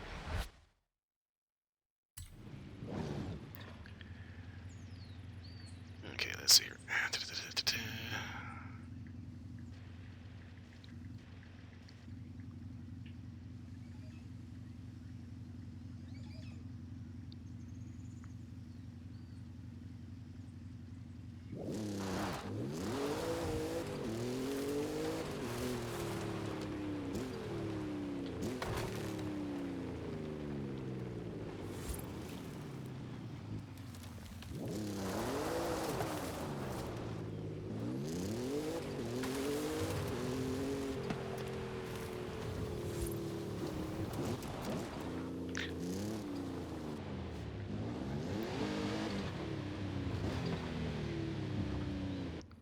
This is it. Okay. Perfecto. I'm on my way. How many times did I drive past this?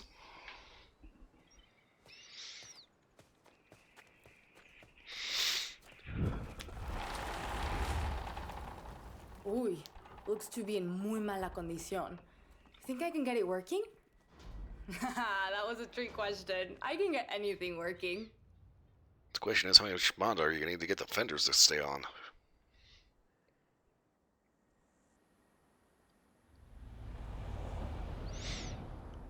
I can't wait to take these down to the garage. I'll call you when I'm done.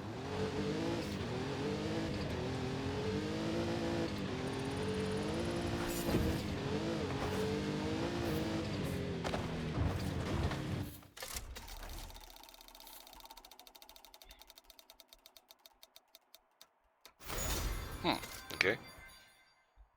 Land Rover Defender, that's fine.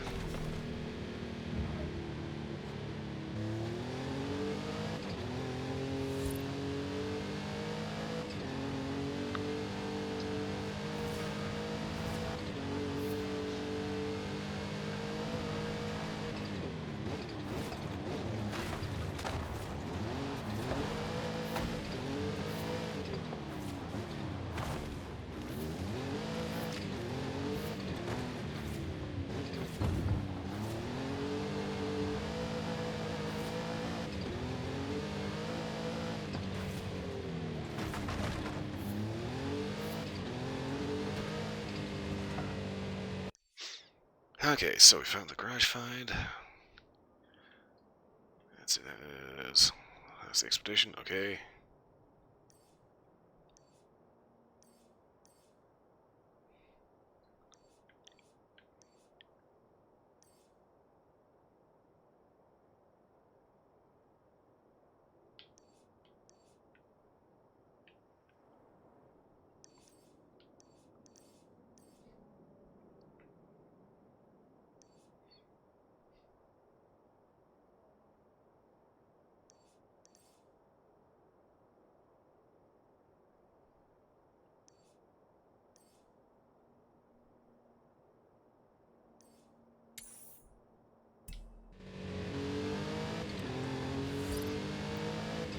I'll hop over here, see if I can give this a shot.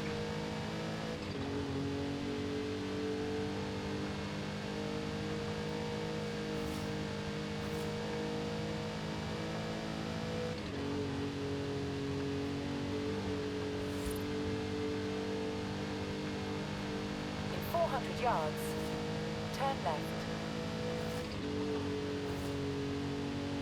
Turn left.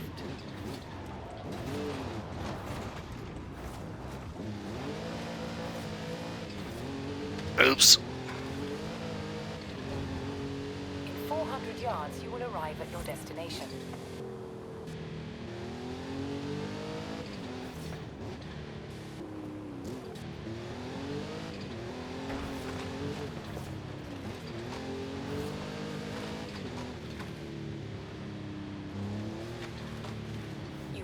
arrived at your destination.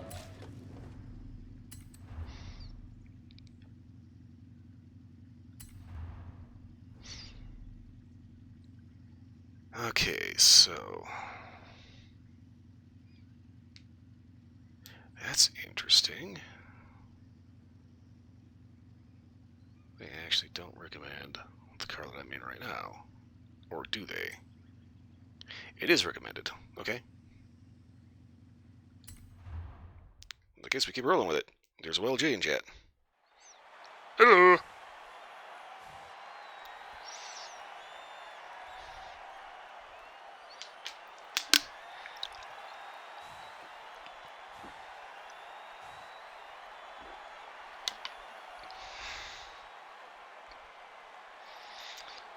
That's why my leg is so cold. There's a hole where the blanket's supposed to be.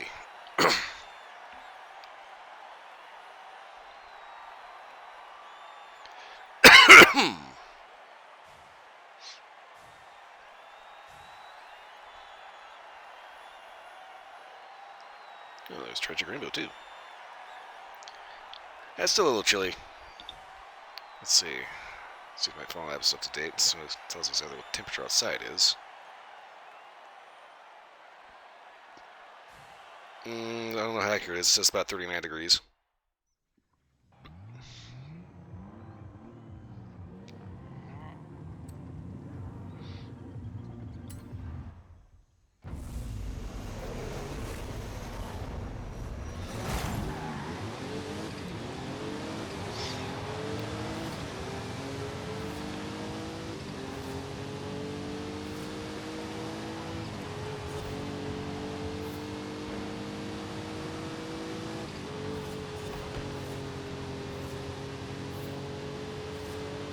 Well, that's one thing of these races you do not want to do is miss a checkpoint.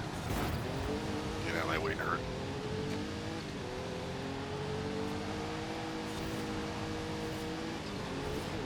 Oh, shit.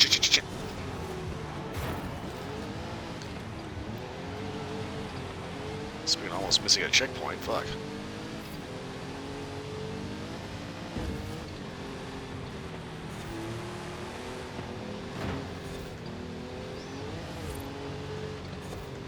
I get there, Rusty, and I get shit out of the way.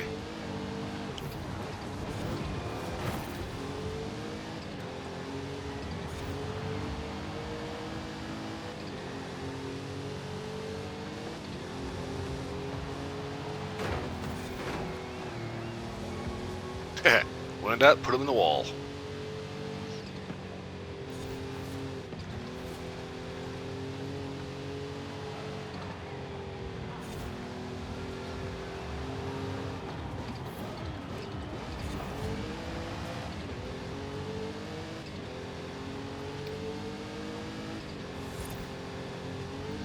Okay, reminded me of something funny that happened in Forza Horizon 4. That went took place in the UK. So I'm sitting there, driving along with a friend who occasionally shows up on the channel. And I start talking, just kind of casually nudge him over and get him to fuck up a race. So it was an actual race. I him to fuck up by tricking him into driving off towards the harbor, which is like the wrong way and moving away from the racetrack. It was kind of funny because it was kind of like suddenly but purely by accident, kind of throwing him in the trash. It was funny, but I don't think he was too happy about it.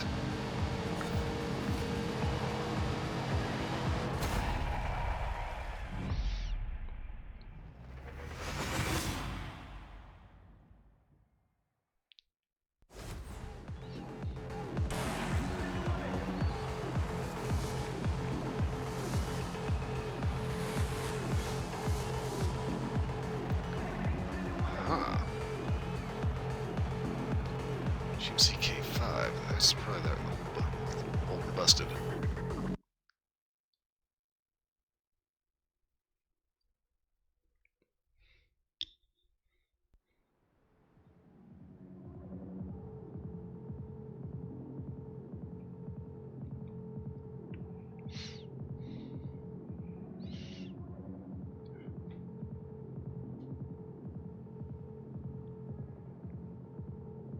Yeah, I guess if you're solo, if you miss a checkpoint, it's not too bad to just go ahead and restart, but you kinda can't do that in a multiplayer match.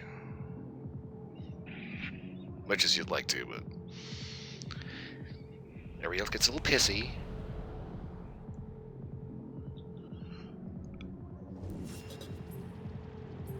Turn around when it is safe to do so. Wait, what did I... No, okay.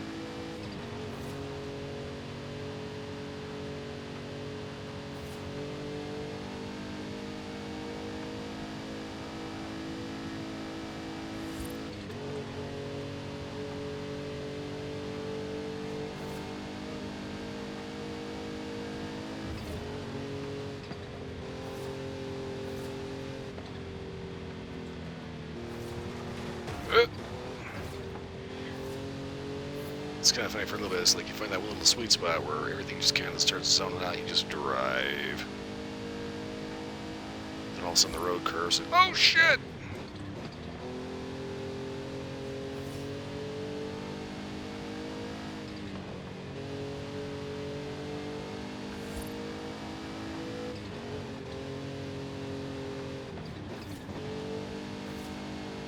In 400 yards, turn right.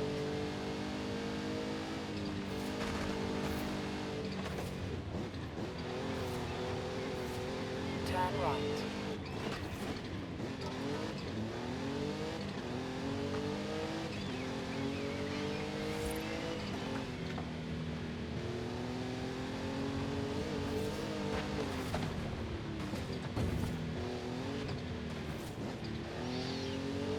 Stop to blink for 2 seconds, you end up sliding up a 400 yards, mountain. you will arrive at your destination. The next Horizon arcade event will begin any minute now. Enjoy. That's Horizon Arcade. I don't want to do that. I want the actual race. Oh, shit.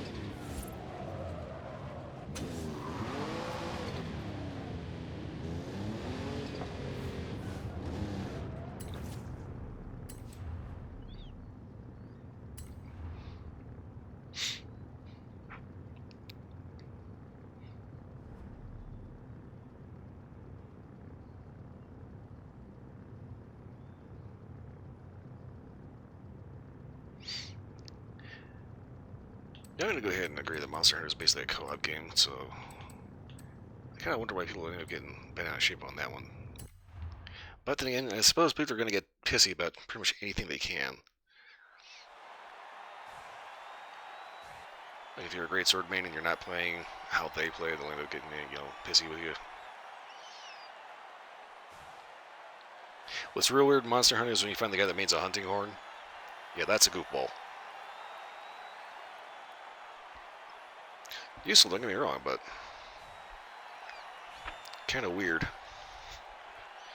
There comes the monster. Let me whip out my giant wooden bagpipes and smack the crap out of them after fucking irritating the shit out of them with a corny ass blast.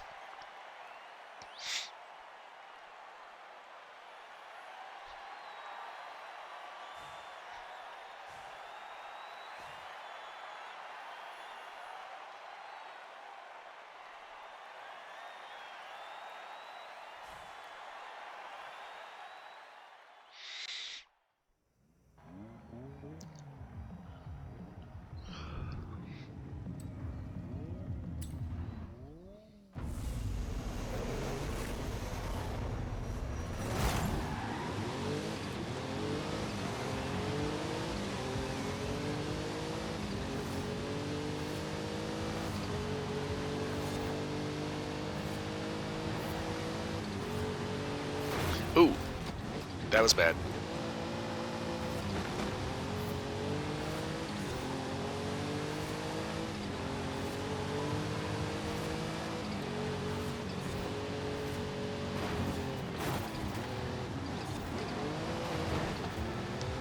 Shunt a couple of rivals into the wall.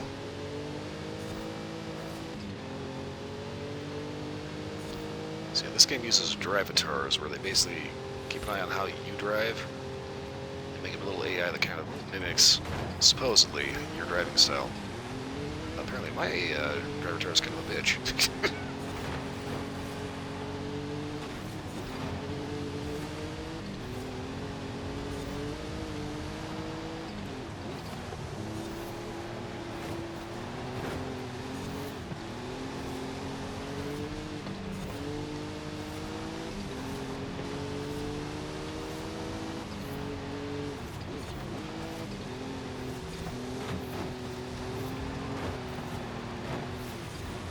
Crap. Getting a little overzealous.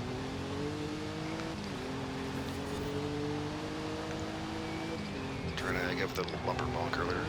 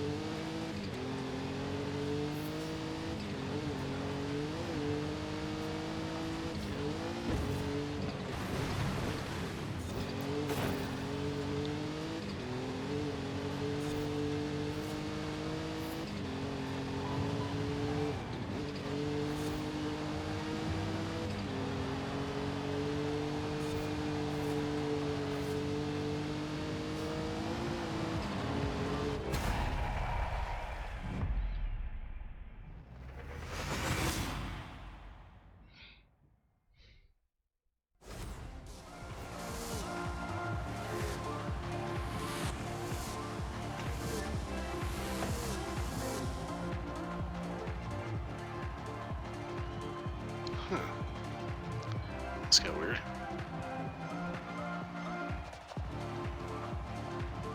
Second place is like 2 points behind my car.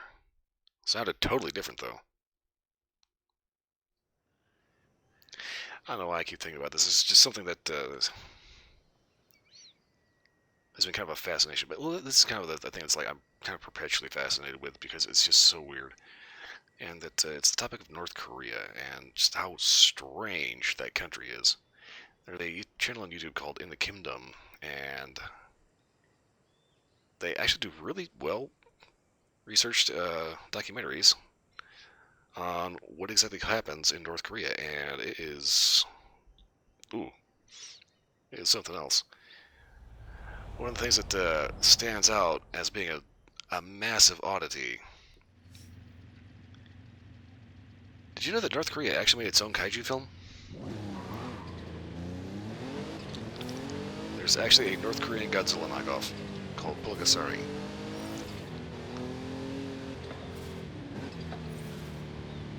And it is the dumbest shit ever.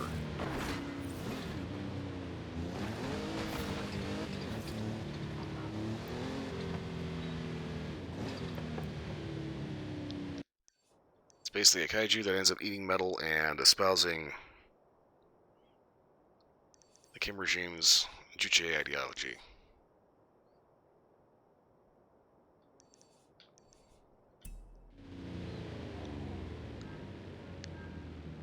It's like on paper, GJ sounds fine. The whole thing is it's about self-reliance. The problem is in practice, North Korea's never actually been self-reliant. The only reason why they ever had an economy in general is because they were being propped up by the Soviet Union.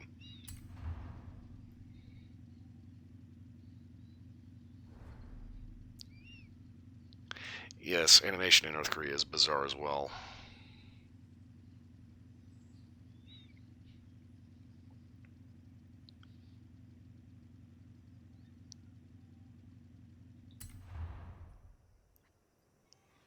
It is kind of funny. Like, Saber Spark put out a couple of weird North Korean cartoons.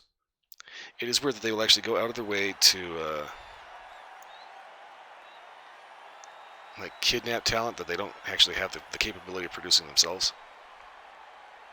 Oh yeah, the goofy generals that have like medals all the way down, like from their fucking shoulder pads to their ankles. And you know, none of them have ever actually fought a war. This kind of thing about it. Any private in the U.S. Army has more combat experience than every general in North Korea. That said, they end up making these goofy medals that don't actually mean anything.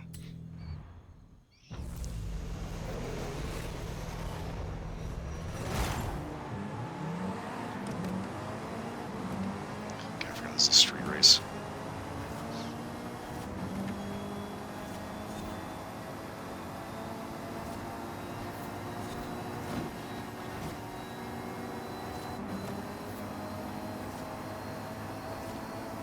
Don't know if this car's actually got the top end for this.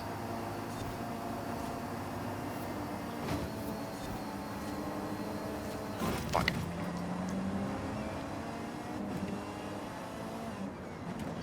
The highly illegal street race with oncoming traffic.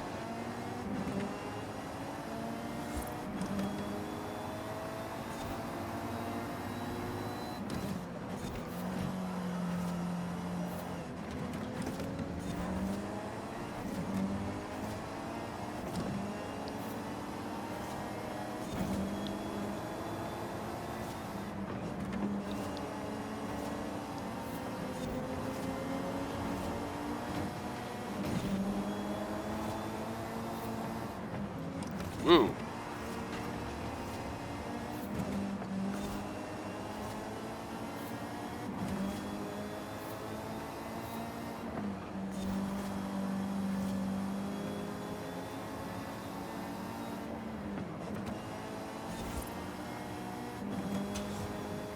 Ah, fucking Chinese delivery van.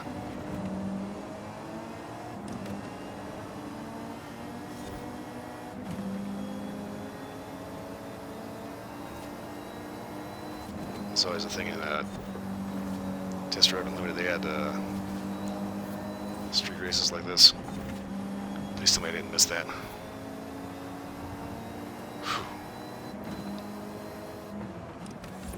So if you ever had oncoming traffic in Test Drive Unlimited, it's like you try to figure out like who was driving, so you end up having like, you know, Surfer Bone, Soccer Mom, Chinese Delivery.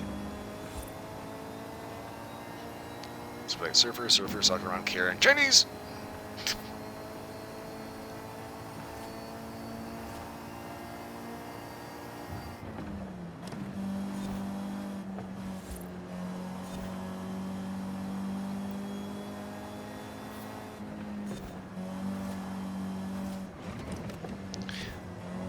Apparently, some North Korean troops ended up being deployed to Ukraine in order to aid the Russians, and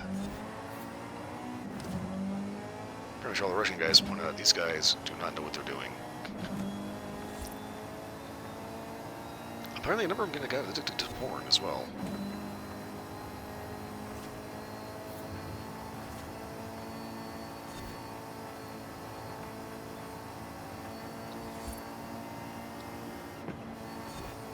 Not be too shocked if there's more than a few North Korean defectors after being deployed to Ukraine.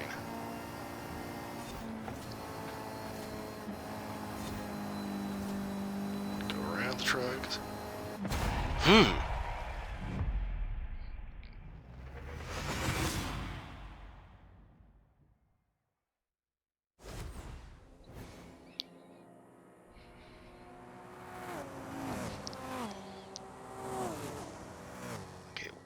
why on earth one of them was in a Jeep Trailcat? That's just bizarre.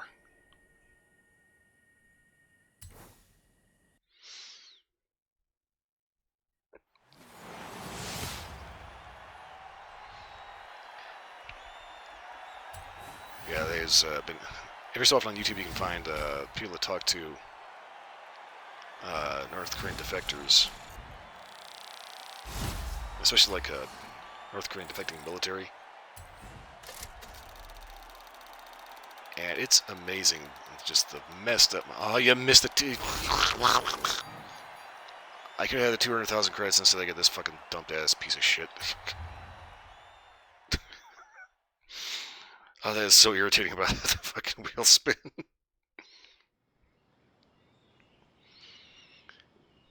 Yeah, it's like North Korean special forces are basically not taught anything even remotely related to an actual special forces position. The world is taught to die.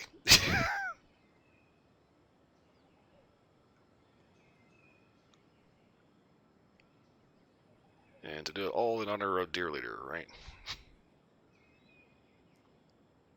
So they may kind of know how to run a rifle.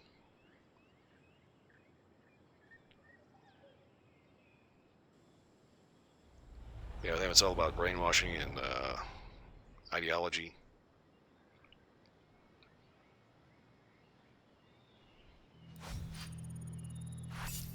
After they actually learn a practical skill set. Hey, Alice. Got a moment to look over some adventures? Thought you might. Horizon Apex will be the ultimate destination for road racing.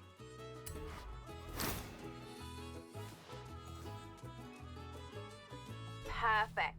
Alejandra runs the program. I'll call her now. And Ramiro keeps talking about the expedition. He said something about his pilot's license. Uh-oh.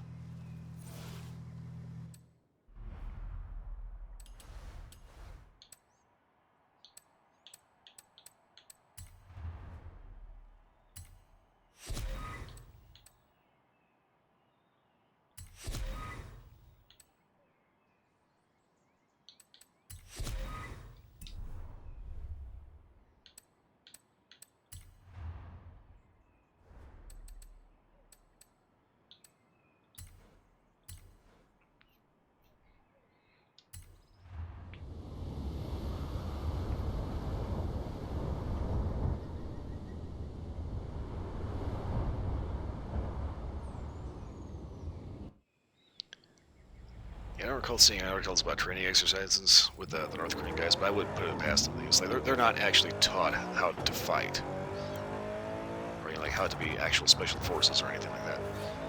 They are taught to be the most loyal troops out there.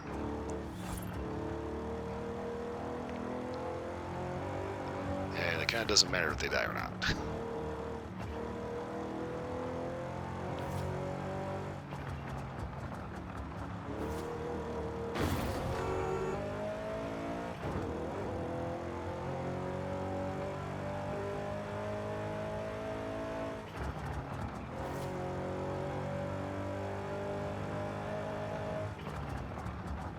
In 400 yards, turn sharp left. Ooh, this is gonna be a mess. Turn sharp left.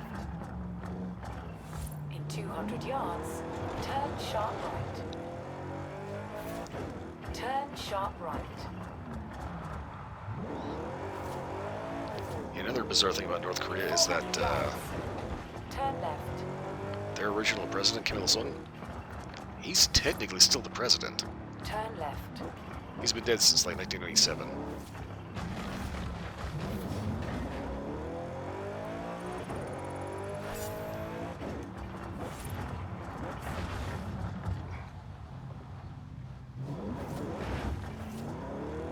Yeah, earlier you get a wheel spin, it bugs you to do it immediately.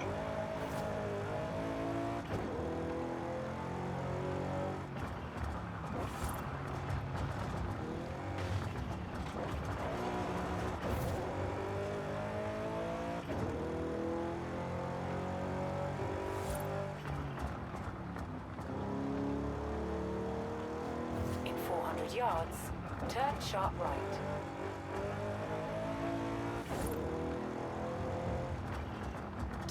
sharp right. I could have gone better.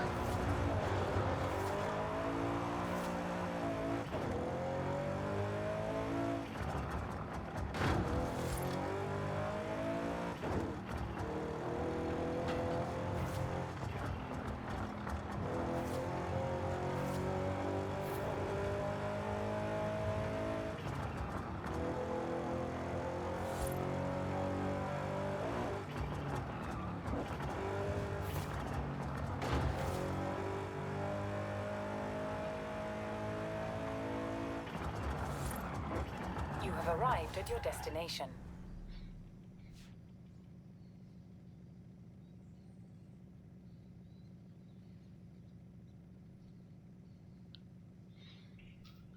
Okay, so I kind of forgot what I was doing. Oh, yeah.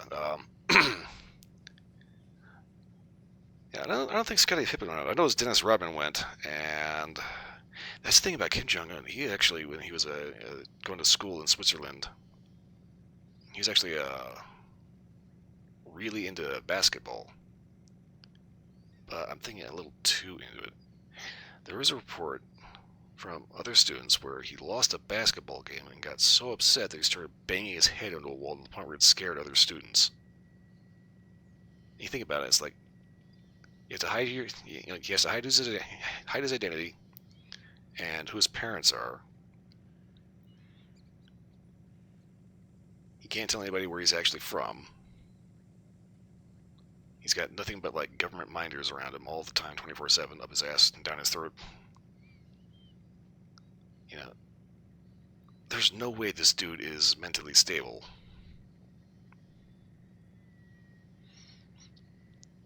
But yeah, he actually did fly out Dennis Rodman because when the Bulls went to Switzerland for some kind of exhibition game, he actually got to meet Pippen, Jordan, and all the rest of them, but Rodman wasn't there for whatever reason. And it's just the weirdest thing with Kim Jong-un is like, it kind of almost feels like he perhaps didn't necessarily want this life, but maybe he did. Because obviously there's enough bureaucracy under him to make sure that North Korea keeps being North Korea, like, you know, that 20 years after he's dead. Regardless of if he's an heir or not. But at the same time, you have to remember that one of the first things he did after he got into power was pretty much murder anybody that disagreed with him.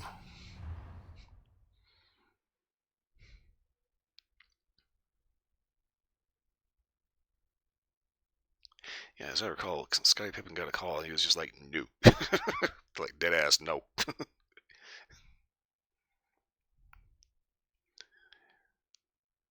Yeah, the kind of pressures and the scrutiny that he grew up with. And the fact that, you know, he probably tried to be a normal kid, but just kind of couldn't. You know, that has to leave a mark on him. What on earth? Horizon Bravo Niner! This is Horizon Bravo Niner! Do you read me? Look to the sky! Follow me and keep up! Ramiro! Is that you? Who else? I know just the spot to expand the festival, but the path takes us through the deepest part of the jungle. Do you trust me? Of course. Wait, why would I not? Then follow the road. I will guide you from the air. And pray the weather holds. Is it just me, or does that sky look glorious? Not too sure what sky he's seeing.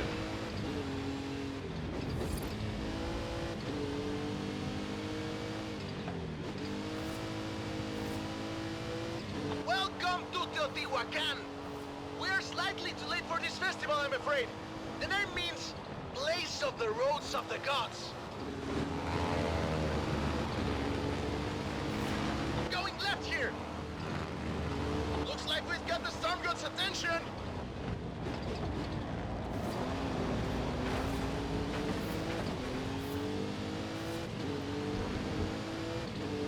Rami, are you sure we should be heading into this storm? A bit of rain is nothing to fear, my friend. The Maya know that too well. It is said that Jack straight's lining at the clouds and rain will fall. And you're doing okay up there? Don't worry, I am still in complete control. until his engine dies. I am not in complete control. You know what? Let's not fly directly into that storm. Horizon Bravo 9er, I'm putting down in the jungle.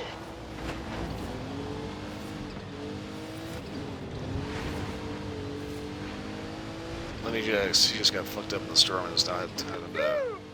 Safe touchdown. Ramiro, I gotta pick him up. are you okay? Never better. Any landing you walk away from is a good one. I'm down next to some kind of flooded temple. I'll send up a flare. No one's been here in a while. Look, even the excavations are abandoned. An expedition to a lost city. Rediscovered by you, Ramiro Luis Miron, and the Horizon Festival. Hey, Rami, I think I'm gonna take a look around. Find somewhere to put the beacon. What the hell am I Do driving? not let me interrupt your Mesoamerican history lesson, my friend. You can come and get me when you're ready.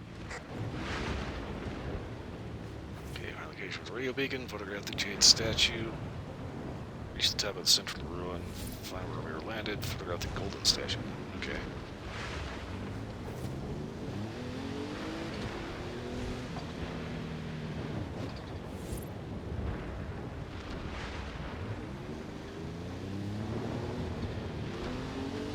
The festival comes and goes every year.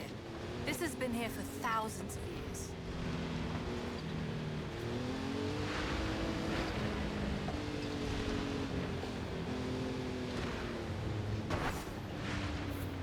I think I found just the place for that Horizon Pulse radio beacon. Beacon placed.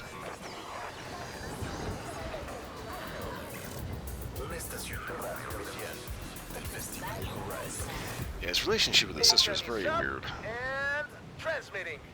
Good work. Now at least someone knows where we are. So it's kind of funny. If you actually look at his sister, she just looks like a bitch. I mean, she really does.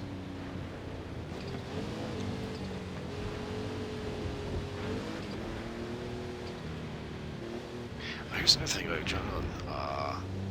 Apparently, when he was in school, Magnificent, no? People would have come to the temple from miles around. Except they probably walked. when he was in school, he would go out of his way to make sure that he never talked to girls.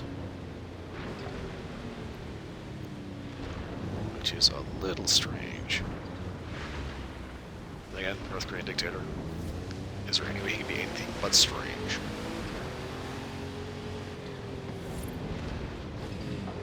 There's the plane and our exit.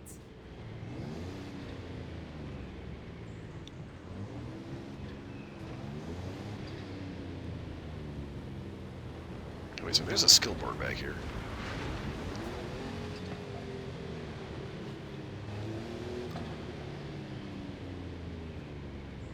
Aha! Yeah, it's a good one too.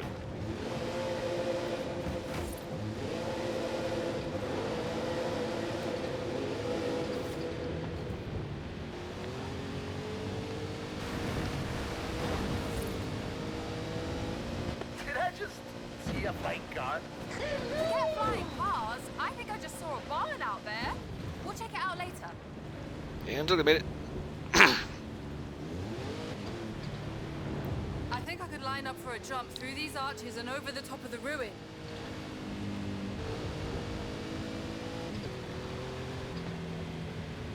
I'm glad you made it. How's your night going?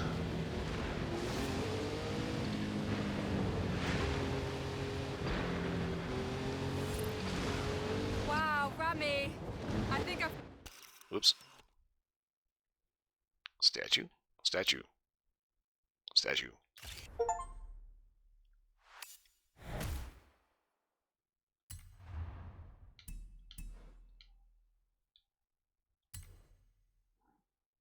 found one of the statues.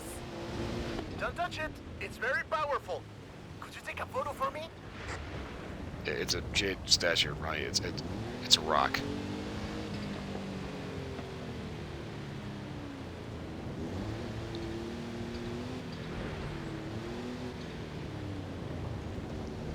There's also supposed to be a gold statue somewhere. The question is where?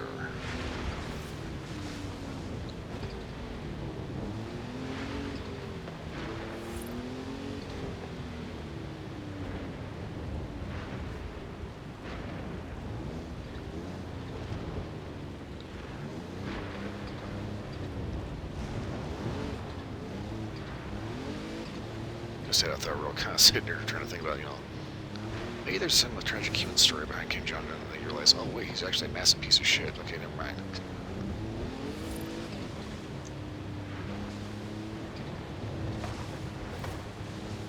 Yeah, God forbid he actually figure out how to, you know, keep his people fed. What does he blow his money on instead? Fucking beach resort. That's supposed to be for foreign tourists, but after he made the mistake of bringing in a Russian journalist that was not under any obligation to blow smoke of his ass, she told the truth. It was very staged, very mediocre, very meh, and they immediately closed it down.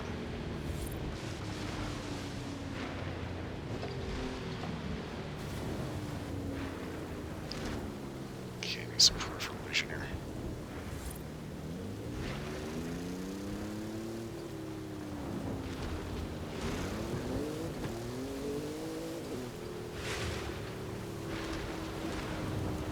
Oh wait, it's gonna be up in here. Okay.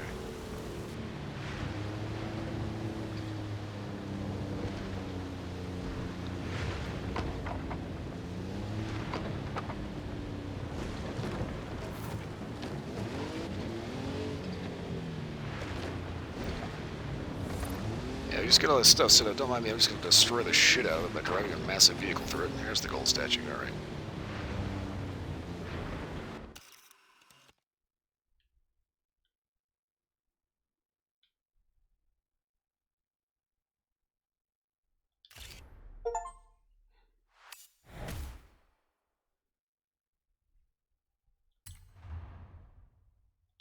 Oh, I didn't want to save it. I think I found the golden statue. Let me take a picture of this.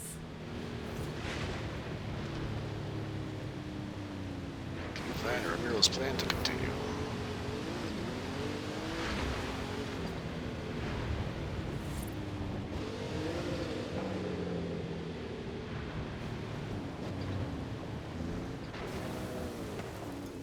Ah, there he is. Ah, there you are. Right. Let's push onto the coast. The storms can be bad, but the ancient peoples of this region knew the value of the rain. Whoa!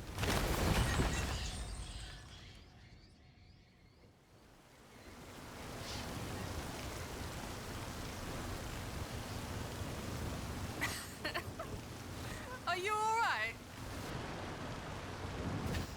I am fine. I don't plan on being discovered here by the next archaeological expedition. Do you, my friend? This place is definitely nicer without us in it. Let's get moving. Some of the roads might be blocked. I'll navigate. It looks like there's one way to the coast. Through the heart of the storm. You can handle this, my friend. I trust you. Do your worst. We are riders on the storm. Riders on the storm. Fear nothing. Hey, Ramiro, dude, you mind shutting the fuck up? Roadworks. We'll have to gut through the swamp. Take a right. I hope you like mud, my friend. Couldn't like it more. Let's do this.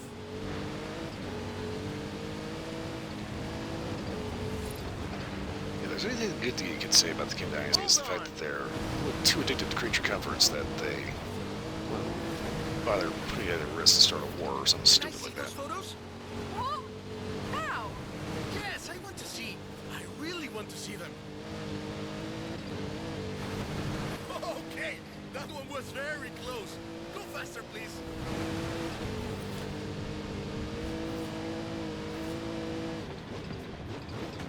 Crap! I would do that. I've always hated 90-degree turns. The clouds are breaking. Keep pushing.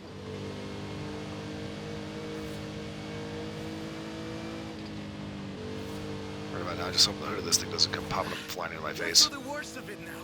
Tulum is just around the corner. Welcome to beautiful Tulum. We made it.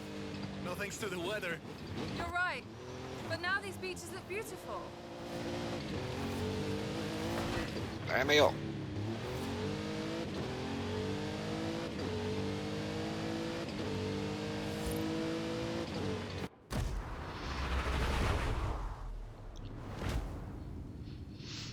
You know, I think this will be the perfect spot.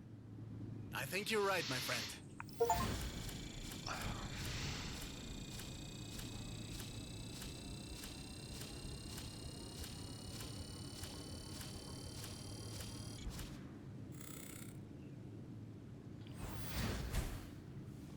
Ooh.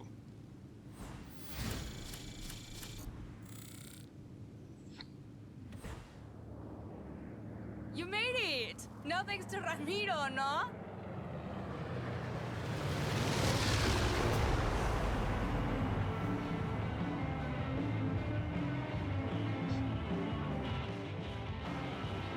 Welcome to Horizon Apex. Ready for my road racing program?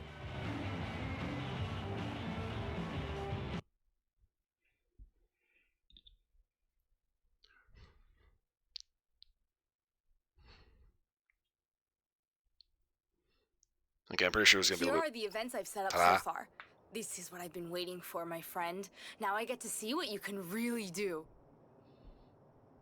That is so weird. It's like her accent changes on the fly from super Latina Española to like straight up fucking Valley Girl. Like, dude, what are you doing? What the fuck is going on?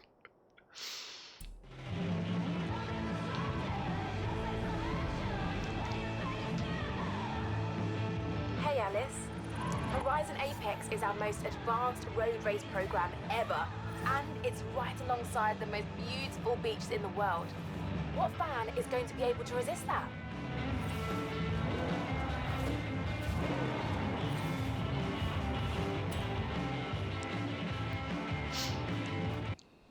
Okay. Yeah, she's kind of all over the place. It's like you can tell that whoever that actually got to voice her is not actually Hispanic at all, and like maybe took like high school Spanish or something. It's so weird.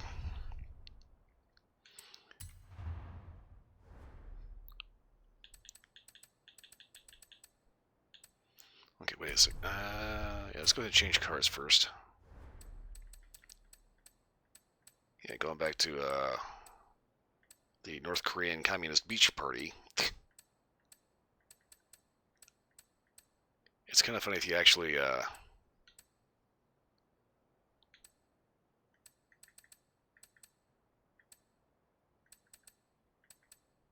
listen to some of the interviews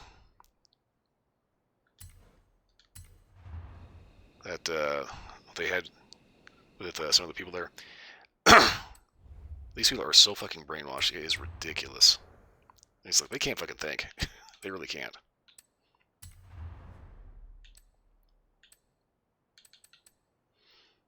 Everything they do goes back to praising their leadership.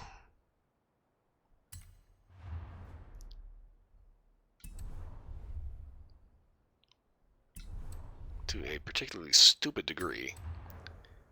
Like, the whole thing with it, starting a beach resort is, for people to, de-stress and relax. Instead, what do instead? They say that, they are so grateful to fearless leader that they're going to work even harder in the mines. Like, okay, so you go for a vacation to de-stress, only to go back home and ramp up the stress even more because you have to say that. Throw out, cooperate.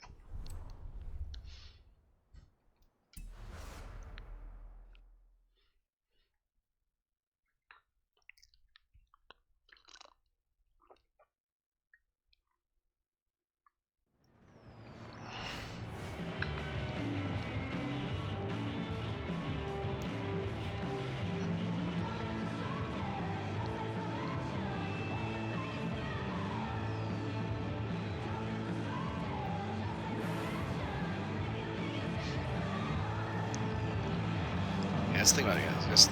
That's one of the reasons why I'm just so fascinated by North Korea is because the fact that it is just this bizarre little nugget of the Cold War that still remains.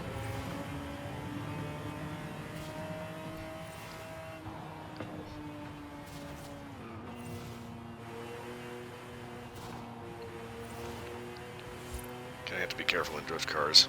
very easy to get fucked up very quickly. Another weird thing is that they spend all this money on these lavish programs that have like singing and dancing, and it's like it's 2025 and everything still sounds like it's out of 1964. They even have like, you know, electric violins. They're very modern, but at the same time, but you know, it's like the stuff that they're using it to play, just everything sounds terrible.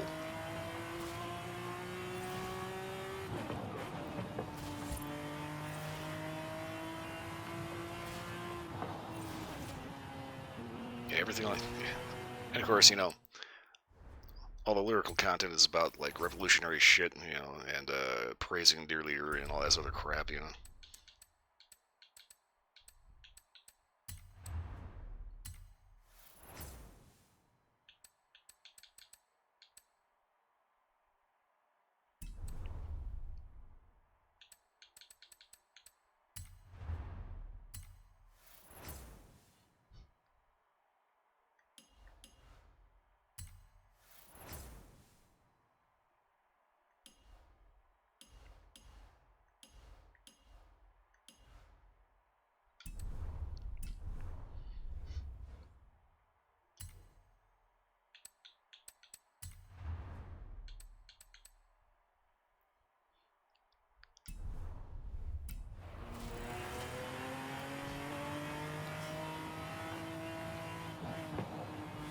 Yeah, all North Korean movies are weird because it's all propaganda. Even their fucking kaiju film is propaganda.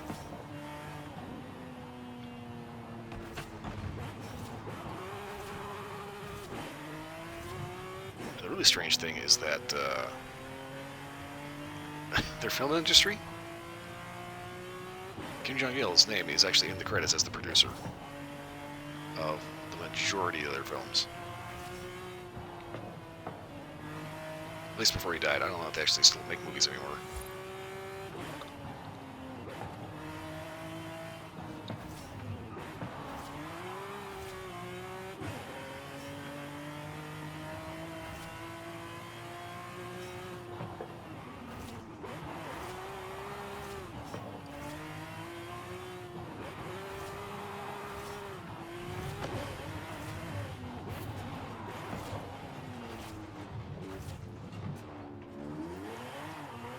So here's kind of the sticky thing. It's like I can drift, but you know, this is a video game.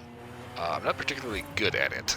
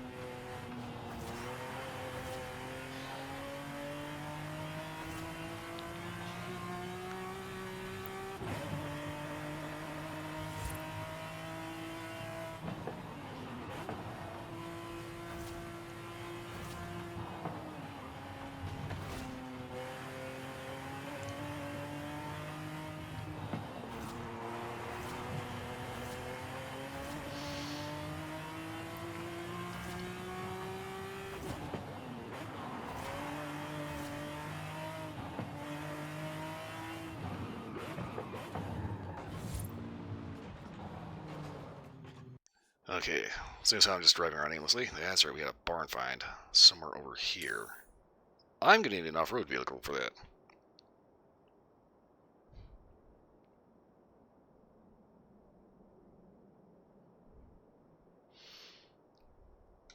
Turn around when it is.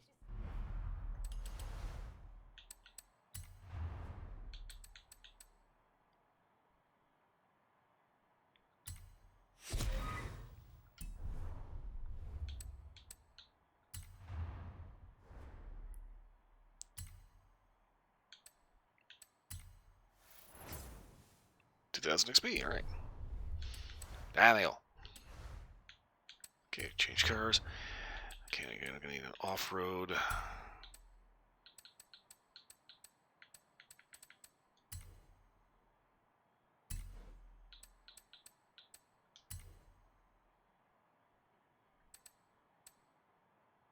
Huh. Okay.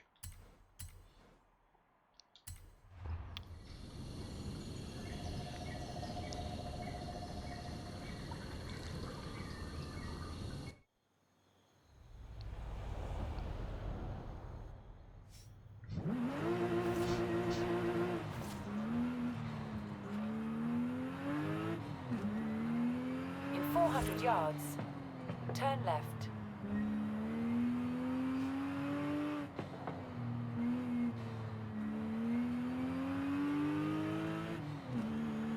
Turn left.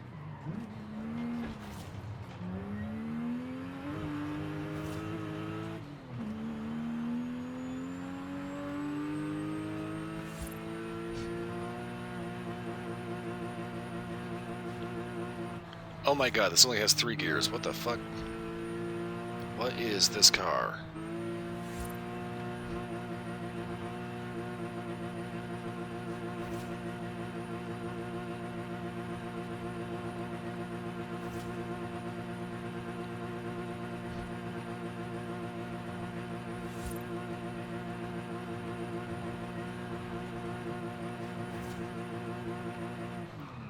Okay, no, absolutely not.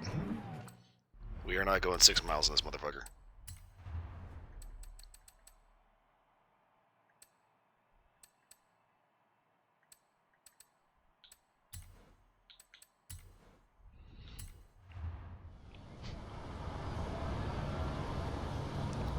And it's like the engine is going powerful enough that the transmission can't handle it. This thing needs some work.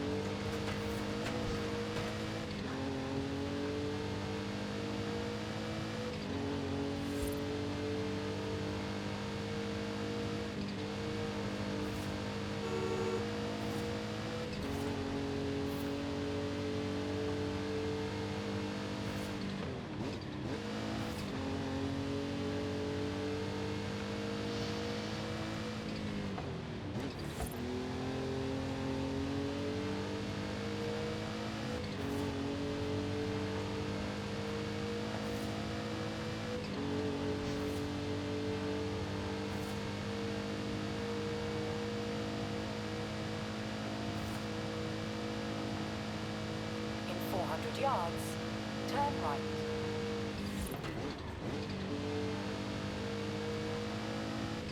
Just Turn the- right. Just another North Korean oddity. Did you know that North Korea actually has smartphones? Like 5 people in the entire country have one, but you know.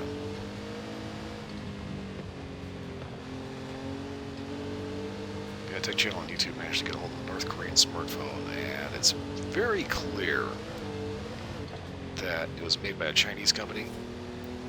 And In 400 yards, turn right. obviously North Korea just said that, you know, oh yeah, it's 1% homegrown. They invented it just like magically out of the air. They just pull it like Kim Jong-un's fat ass. Turn right.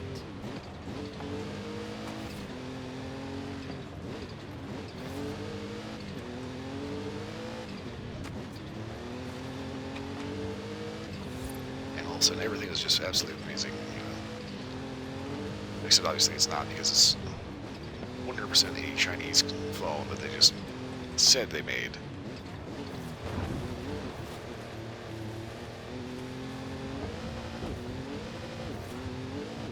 which is kind of funny because most Chinese stuff is knockoff of Western stuff.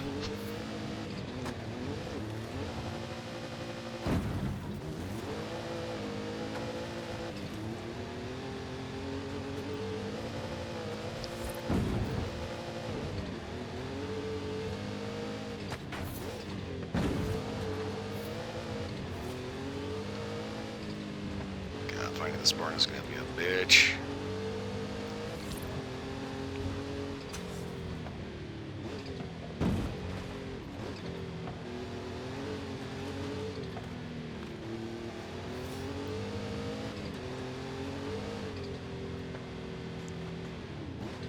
You have arrived at your destination.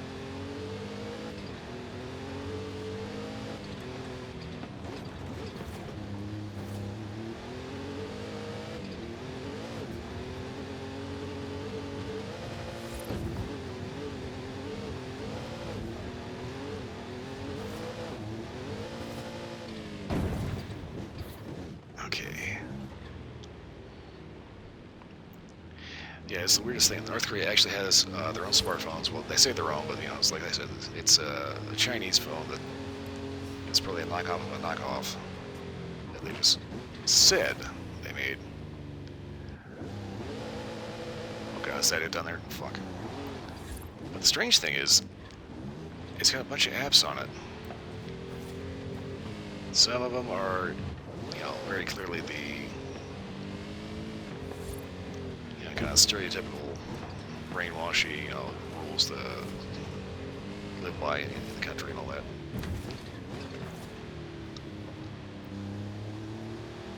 This was inordinately easy to find, not gonna lie. But another thing about it is that, like, the phones that they have are just jam-packed to the gills with these crappy apps that nobody fucking uses. You know, like really stupid little mobile games. Found it? I'll be there soon. Yeah, it's like they know they don't have the infrastructure for an actual proper app store, so they just decide to just load up with every app they can possibly think of. It is Uncle Victor's car. Ford Escort. It has to be. Less than a quarter of the field made it to the finish line in Mexico City, but 5 out of the top 10 were these things. That's how it got the name.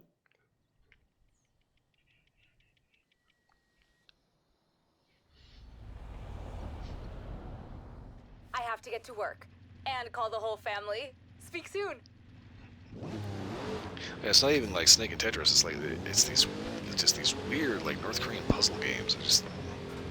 There's so many of them. There's also just like a bunch of bullshit apps that actually don't really do anything, or they do like, you know, a bunch of the same shit repeatedly. It's so weird. And here's the thing: if you are typing on a North Korean smartphone anymore, you actually cannot write South Korea. Older models you could. Well, you could write North Korea.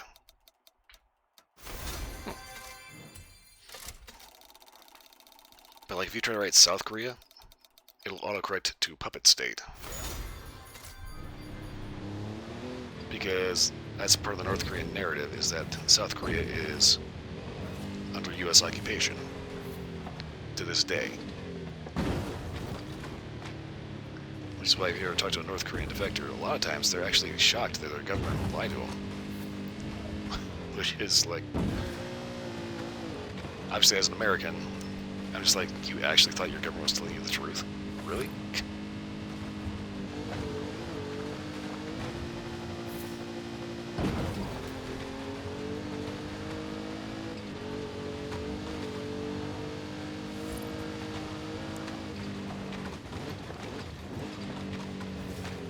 Oh.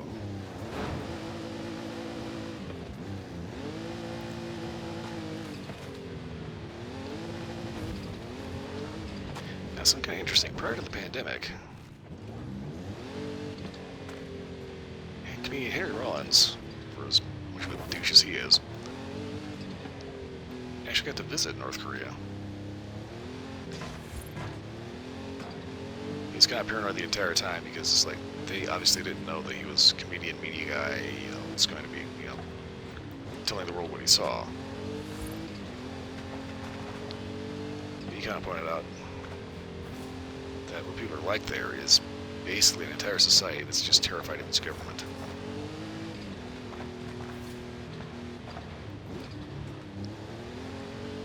they actually have a museum dedicated to the Korean War, and basically blaming all of their problems on the United States.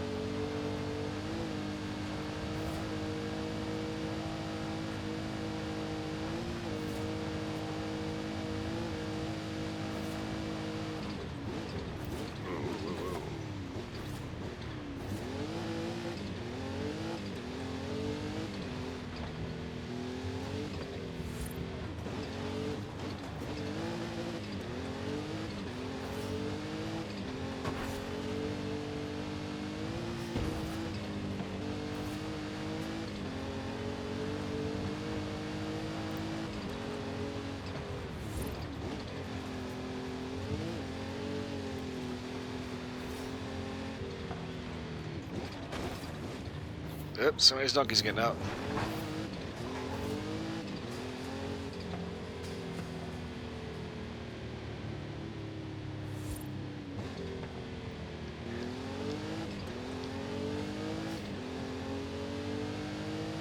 You know, the way they use this depicted in the media is one thing, but it's depicted in a completely different way in North Korea, and it's a very, very bizarre, kind of obsessive derangement, really.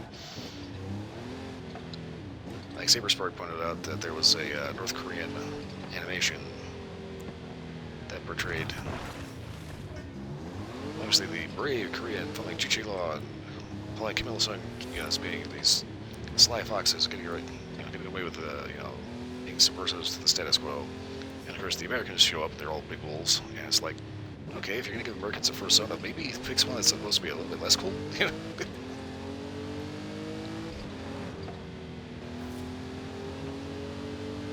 So I don't think they realized that they actually kind of backfired a little bit with that. It's like, oh, okay, so you gave us the cool character, all right.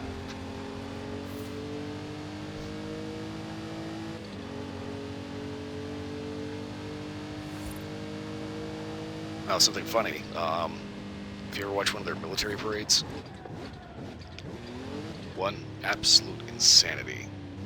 The amount of crap that they parade around, trying to flex on the world.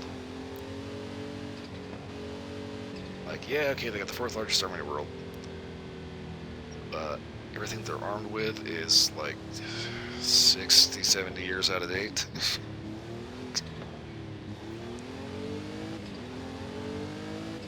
Not to mention that they don't actually have enough fuel reserves to actually run all this shit for longer than like a day. But the funny thing is, the way that they march, they had this goofy hopping goose step. I mean, for starters, goose stepping looks pretty stupid in the first place. For some reason, socialist leaders love goose stepping. Adolf Hitler was nuts about it. So too is the Kim dynasty. But the thing is, they add this goofy hop to it because they think it makes them intimidating, and it really doesn't.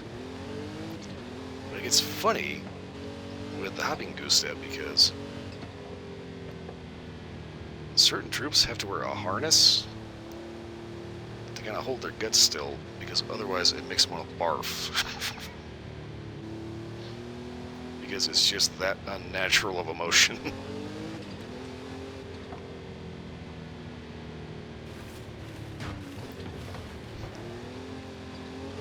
Yeah, it's like they started off as this very. It is technically the last Stalinist regime on the world, or in the world, and yeah, they started off thinking, you know, like most Cold War era communists. Back when they actually had the Soviet Union support. But over the years, they've just gotten stranger and stranger, and it's all about maintaining power and ensuring the Kim family's comfort more than anything else. Because this cult of personality around the Kim dynasty has become this. It's become its own thing.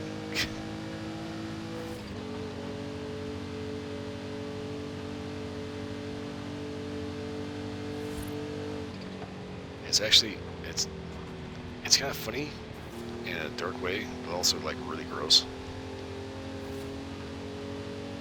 They will sit there and starve and work themselves to the bone, work themselves literally to death.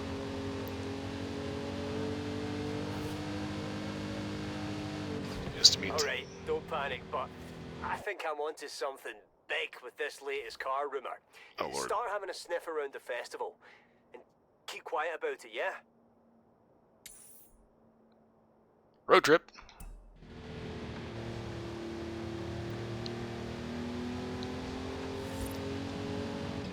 Oh, thanks. I had a little distraction. I kind of forgot what I was saying. Oh, yeah. Let's go point out the food thing.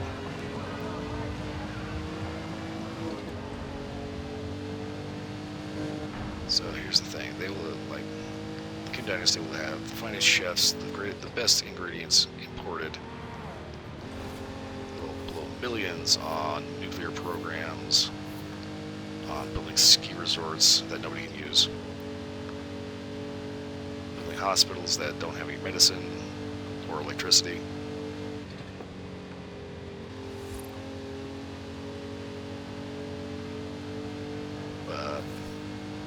Trying to figure out a proper agricultural program so that their citizens don't starve to death. Nah, I couldn't be bothered with that. I mean, if it... The only way this gets funnier is if they were, like, literally mustache rolling.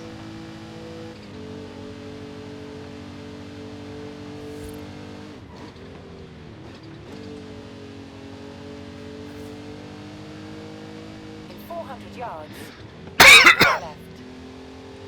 Yeah, it's like, the thing about it is, like, Kim Il-sung was basically your typical, Marxist revolutionary. Turn left. Yeah, Kim Il-sung, I'm trying not to sneeze. Ah.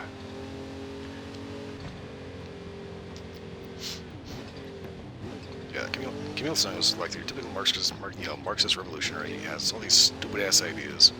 He has support from the Soviet Union. Gets installed as the leader of North Korea. And ends up ruling the roost until he dies. Then along comes Kim Jong-il, who was basically the case of the apple not falling far from the tree. And obviously he had more time to learn the ropes.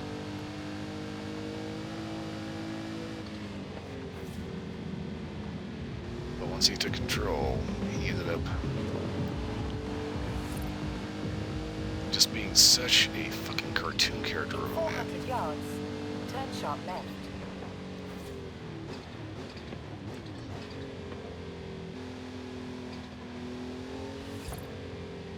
Turn sharp left.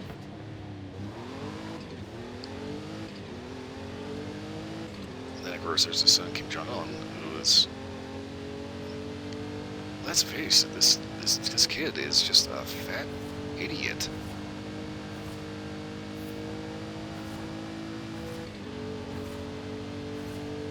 Now what's really insidious about Kim Jong-un is the fact that he was not actually supposed to be the new head guy. The one that was originally supposed to be the head guy was Kim Jong-nam. He too was educated in Switzerland. But unlike Jong-un, At the who roundabout, take the second exit. ended up taking that Western education and throwing it straight in the trash. John Down, on the other hand, actually was paying attention. Pointed out that, yeah, okay, so the Soviet era bullshit is wrong, and we need to reform. Arrived at your destination. Otherwise everybody gonna die. Or like stay in poverty, and things are just gonna go downhill.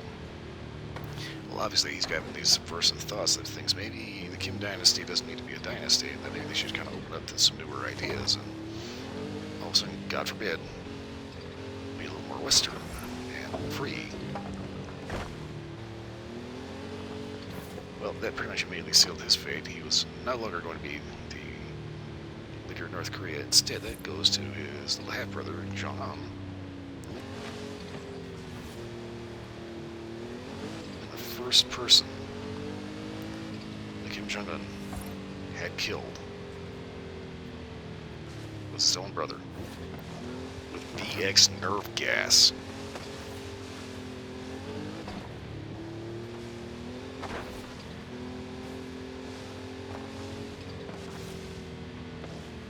So it's like, yeah, we can try to analyze the guy, we can try to analyze his childhood, you know, what it was like having to grow up with all the stress, nightmarish controls, and all this other shit. It's like you can try to humanize him a little bit, but it's 100% going to be a case of sympathy for the devil. Because at the end of the day,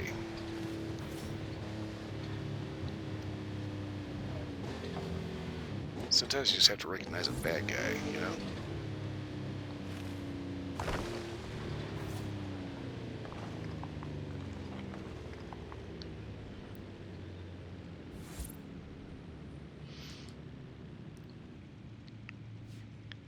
Okay, let's see here.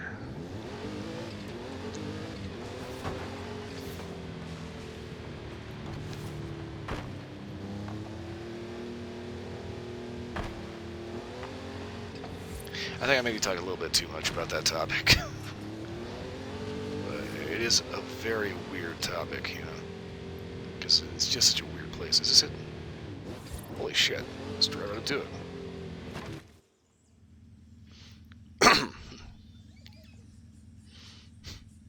Have you found it? Don't move. I'm coming.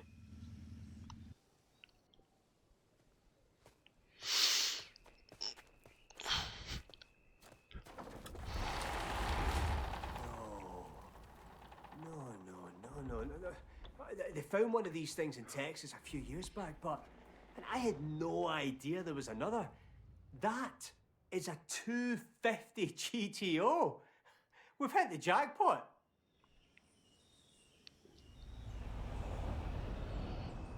Wait till you see this thing return to its former glory.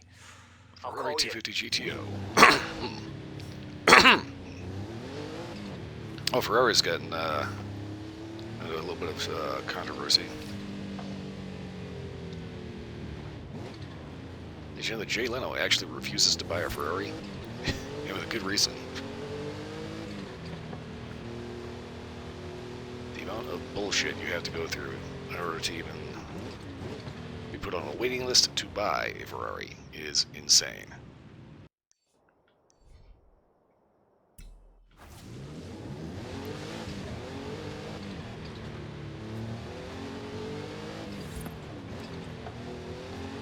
They have these weird contracts, and legal agreements, and all this other shit.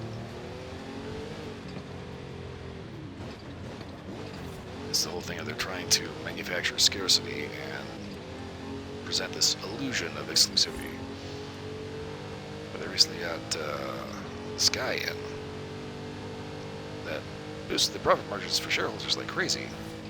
But at the same time, it's like he's kind of destroying the Ferrari brand because all of a sudden people are thinking, is this actually going to be a good investment? Instead of, oh god, I can't believe I got to buy this, you know.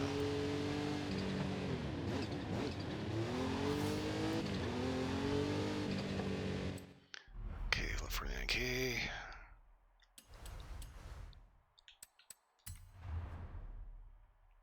Points available, 2. 93. Son of a bitch, okay.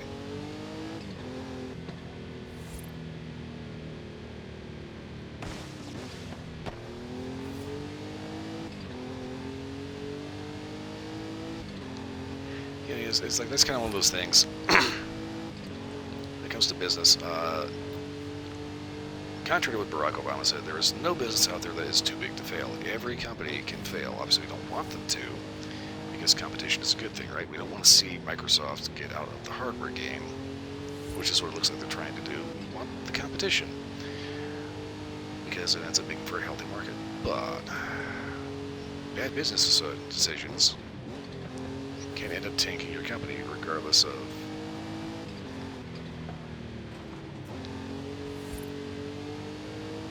how hard you try to pull it out of the fire. Kind of got stuck in the speed zone there for a second. You know, kind of half made sense of what the hell I was trying to say. Yeah, big bad business decision, and everybody hated that. All of a sudden, hey, you don't have a company anymore, you know.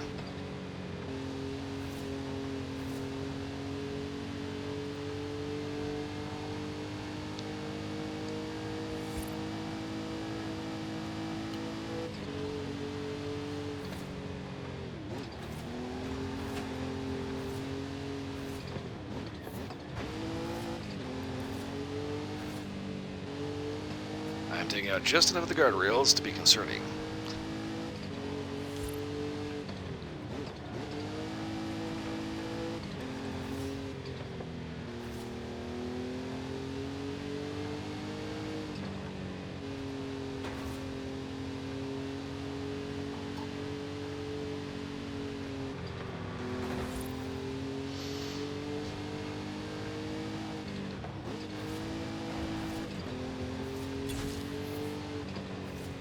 Speed trap.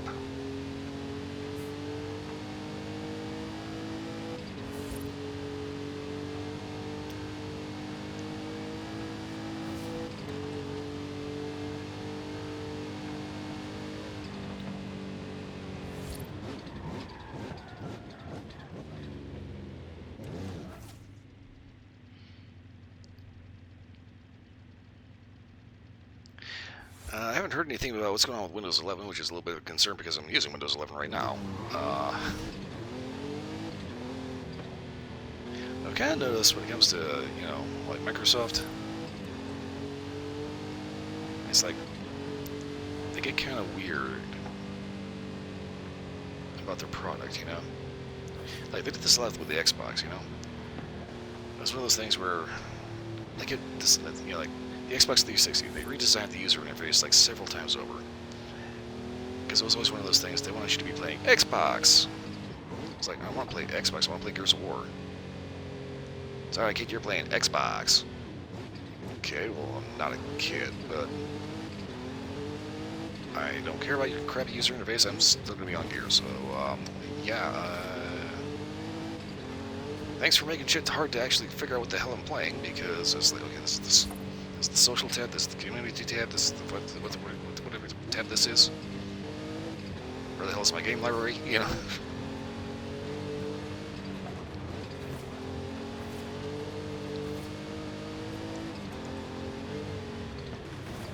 They keep going on about all these weird things you can do with Microsoft Windows and all this other shit, and it's just like, I don't care. Just bring up my YouTube. And YouTube, please stop fucking with the channels that haven't done anything.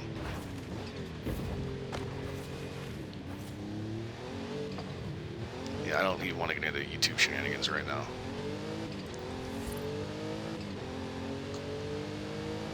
Unfortunately, I haven't heard anything real major in a while, but...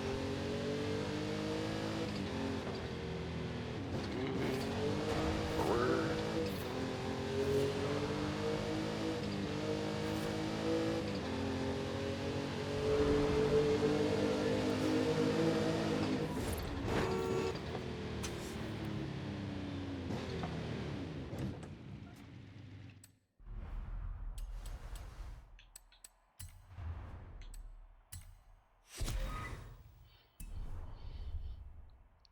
Okay, let's see here. Where am I?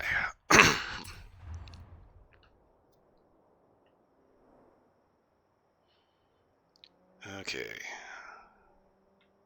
So we have a couple of city roads.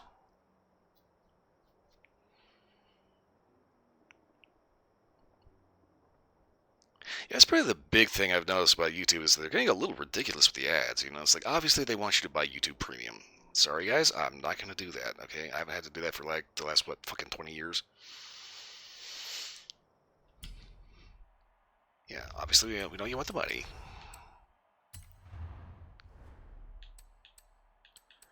YouTube is owned by Google. Google is owned by Alphabet. Alphabet's trying to recoup the amount they spent on Hillary's campaign way back when, and the fact that all these other campaigns kind of crapped out.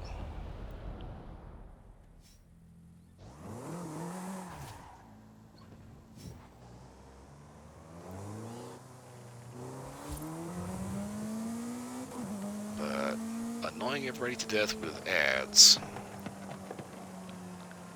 is not going to get it any more money to you. It's just going to end up with people figuring out new, better ways to block ads.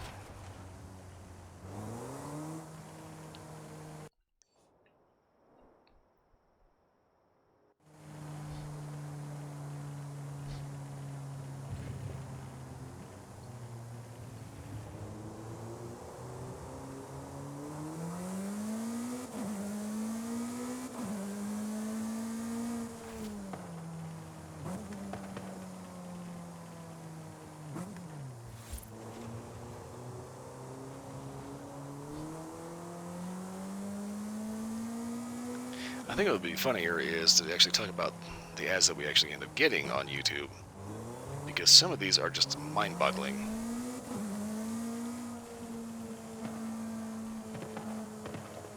Eek.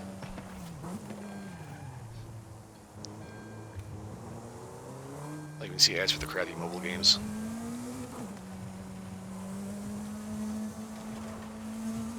There's one where it's got like the little guy on like this horde of bad guys coming to him, and he's like trying to, you know, shoot the bad guys to get the upgrade to, you know, not get completely overrun.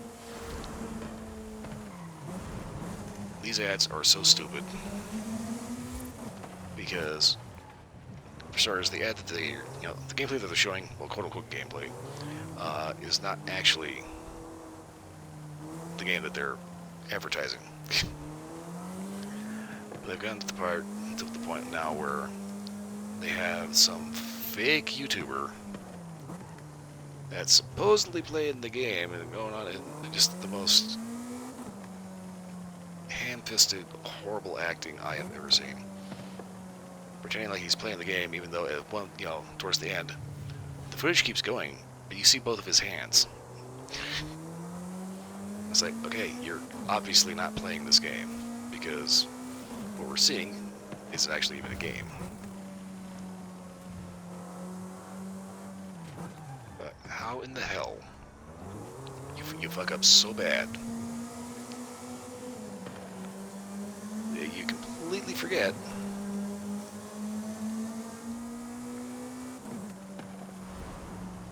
that your hands are sitting there, elbows on the desk, fingers crossed, but the gameplay is still going.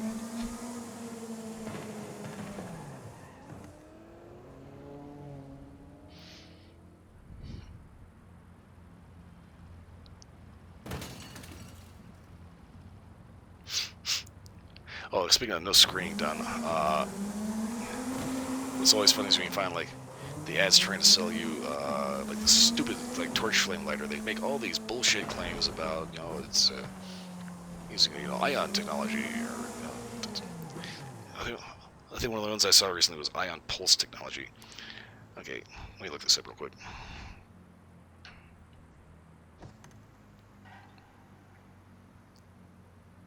Yeah, ion pulse technology. This is for, let's see, where did it go? What's this goofy torch lighter? So it doesn't actually use fuel. It's USB charged. All these high-tech buzzwords. And it's just a big-ass butane lighter.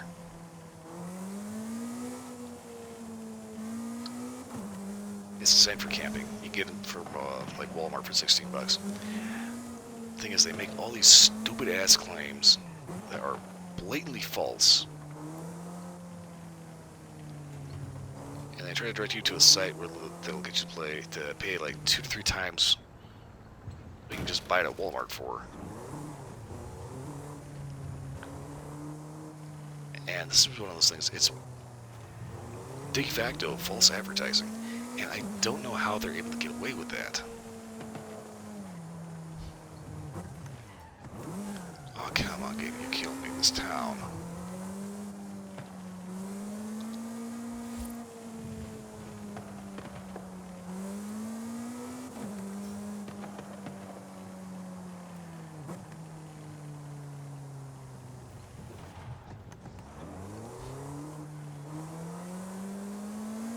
And of course, there's everybody's favorite, the bearskin tactical hoodie. Who's obviously voiced by the manliest man that ever manned.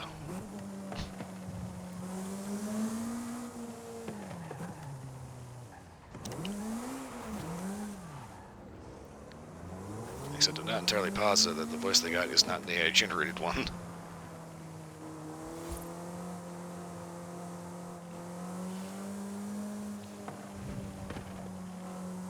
Yeah, that hoodie is so fucking stupid.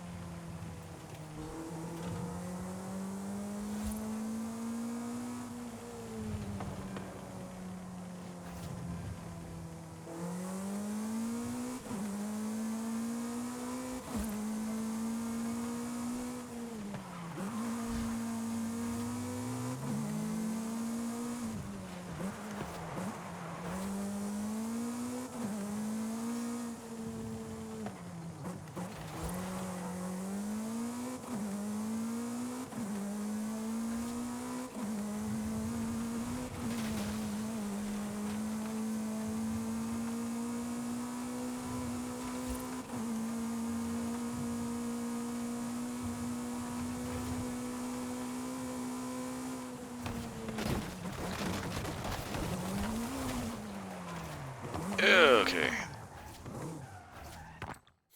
That's a little too spicy.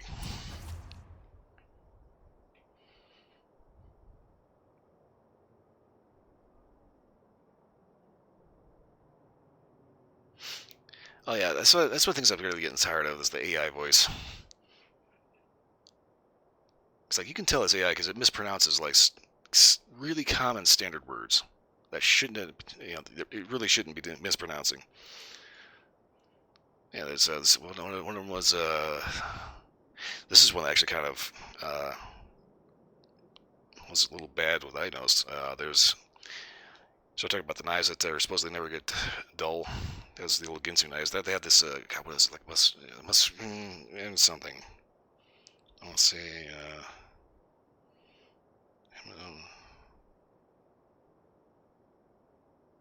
yeah, Masato knives. Matsudo. Is this it? Yeah, this Matsudo knife. It's this big swooping blade with this big ass hole in the middle. They see guys, flipping the thing around it. There's that guy and like an offshoot. Here, the Matsudo knife design was also used by another company that also had these big stupid ass knives.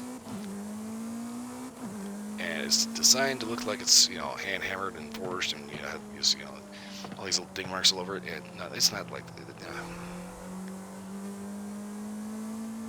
that's literally paint. But it's like every time I see somebody like using one of these knives, cooking out a bonfire outdoors, using like a rock slab as a skillet, I'm just like, okay, tell me you have a small dick without telling me you have a small dick.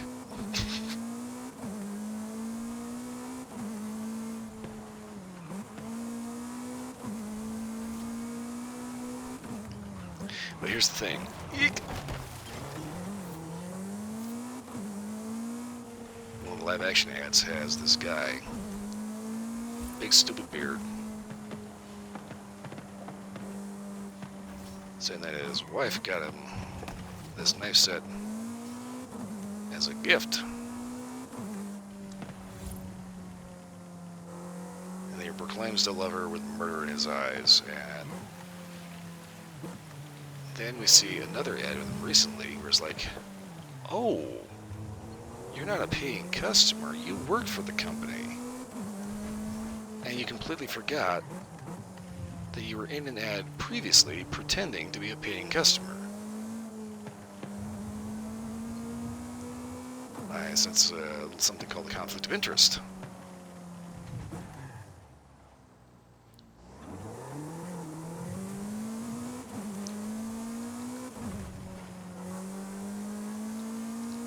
And it's like, I don't know how these ads keep getting made and why people are either just that dumb or that arrogant to think that nobody's gonna fucking notice.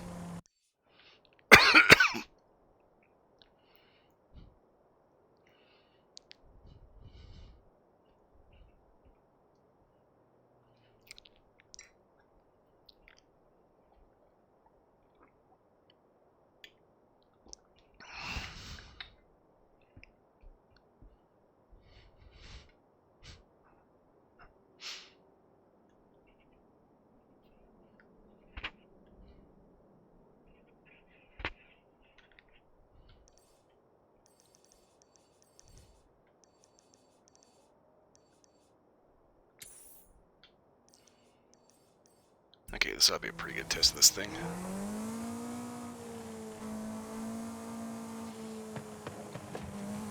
So we got our stupidly over-engineered car. 400 yards. Turn sharp left. That's supposed to be a street legal F1 racer. Let's see exactly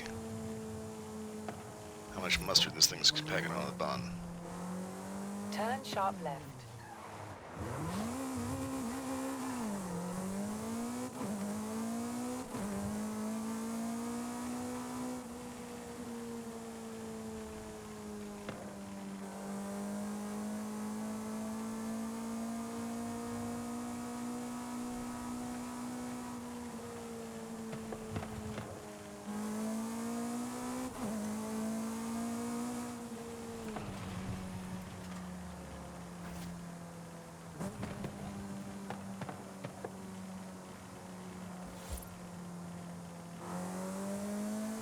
Definitely likes the backfiring.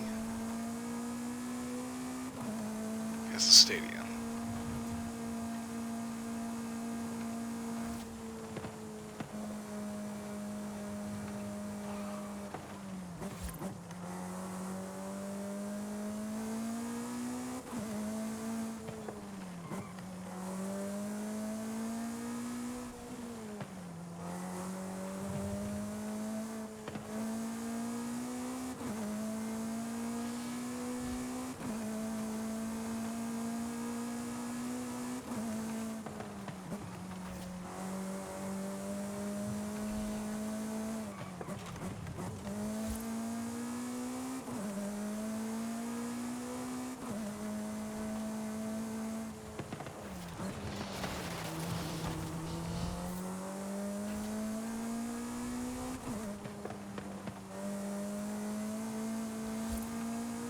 Okay, here we go.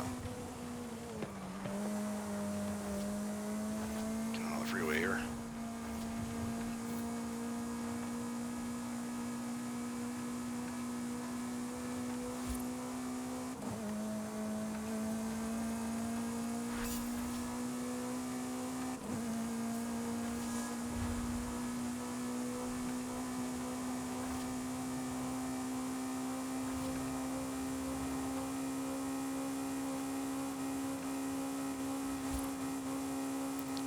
Oh, it's only got 6 gears. Okay. So it tops out about 172. We can fix it. We have the technology. In 400 yards. That. Turn left.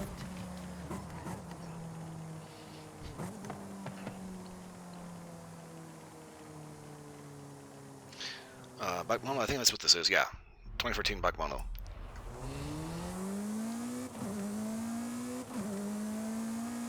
Turn left.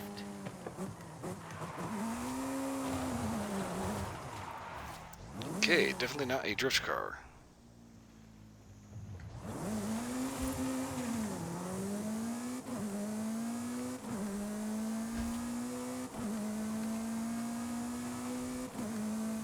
In 400 yards, turn left.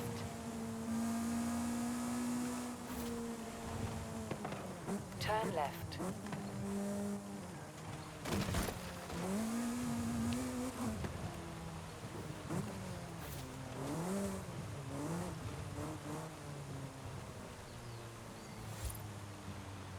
You have arrived at your destination. Okie doke.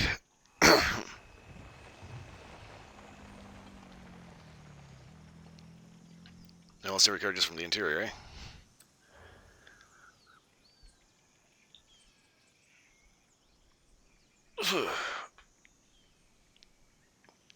I'll be honest with you, I tend to play a bunch of different things, so it's like I kind of don't particularly care what the interior looks like as long as it's nice.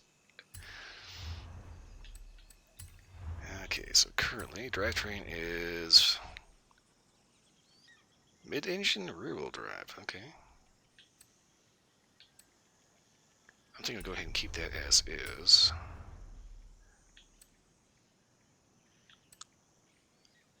Yeah, I'm pretty sure everything here is going to be like way more expensive than I'm willing to throw at for the time being without.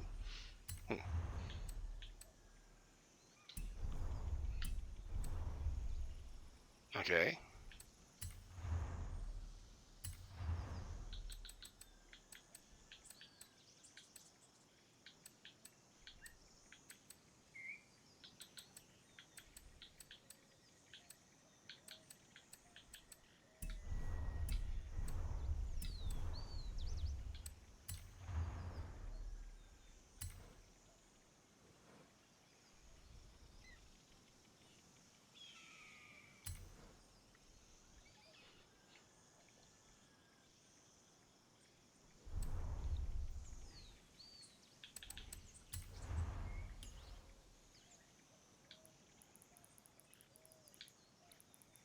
See that open that gear ratio up a little bit.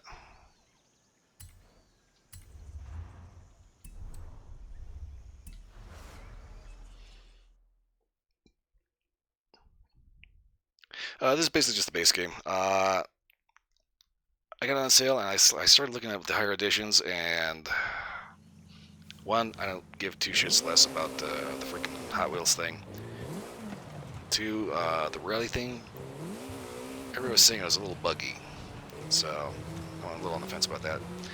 The rest is all kind of like individual car packs, which I may or may not take a look at later.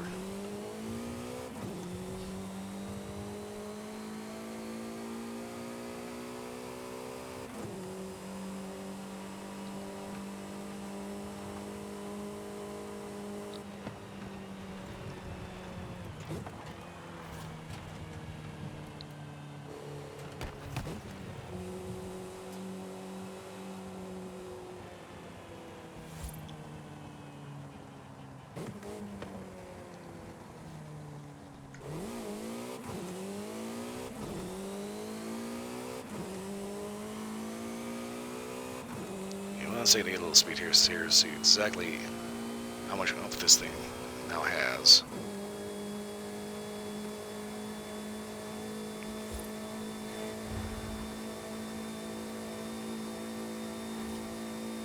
Definitely bigger than it was.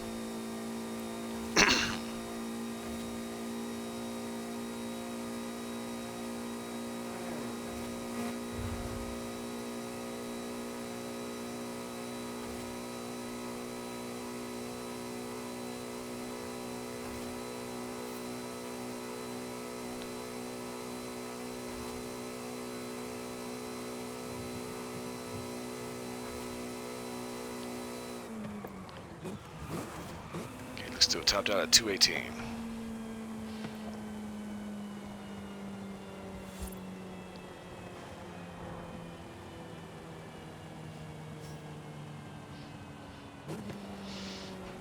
Yeah, Yeah, I don't know if I'm gonna be too interested in 6. Just because of the fact that this kind of is one of those games that gets a lot of DLC abuse, you know? Like, I wouldn't mind the rally map, but the Hot Wheels, I just don't know why they keep putting that in there. There was one, I think, Horizon 4 as well. And for people who are into Hot Wheels, that's all fuck. It's all nice. I think that one guy back there was like anticipating like an impromptu race, but I kind of changed my mind because this is just supposed to be a speed test. I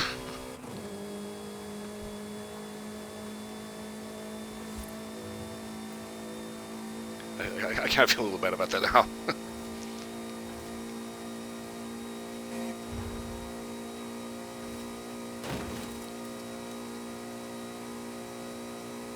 Don't worry, nobody liked that fender anyway.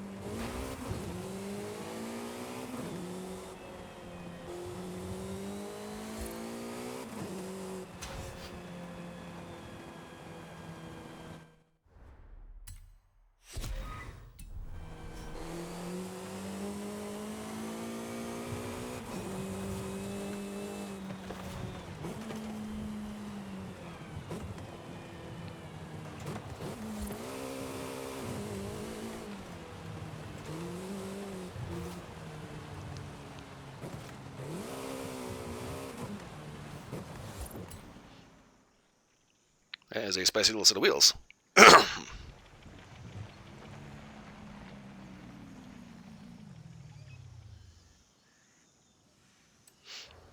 Let's see here. I think I actually really got into Forza with the original Horizon, and I've played all of them up till now on Xbox. The original Forza Motorsport, not so much. I was more Gran Turismo. Yeah, for picking up Horizons, I got really into Test Drive Unlimited 1 and 2. That was a lot of fun. I like that one because it actually had like real-world locations in the form of Big Island of Hawaii. Yeah, Big Island of Hawaii, wherever Honolulu is. I also had Ibiza in the second one. That's kind of nuts. There was this whole big, huge, like, Hawaiian island in the first game. They bring you a second island off the coast of Europe, and had the original map come back. But it was based on, like, actual GPS scans of the map. Yeah, Test Drive Unlimited 2 was awesome. I am so irked that I can't seem to actually find that anywhere without bootlegging the crap out of it.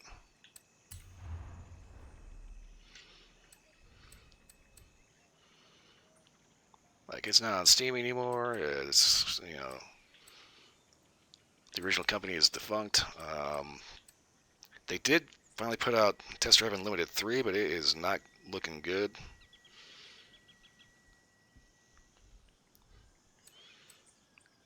Reviews for it have been, let's just say they haven't exactly been inspiring a lot of confidence.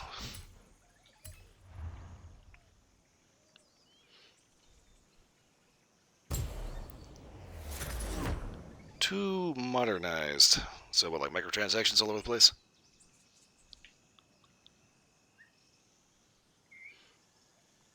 Oh, does this just come stock with a raised air inlet?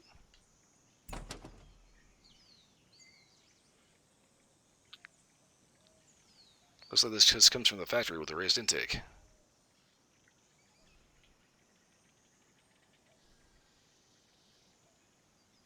Okay, interesting, interesting.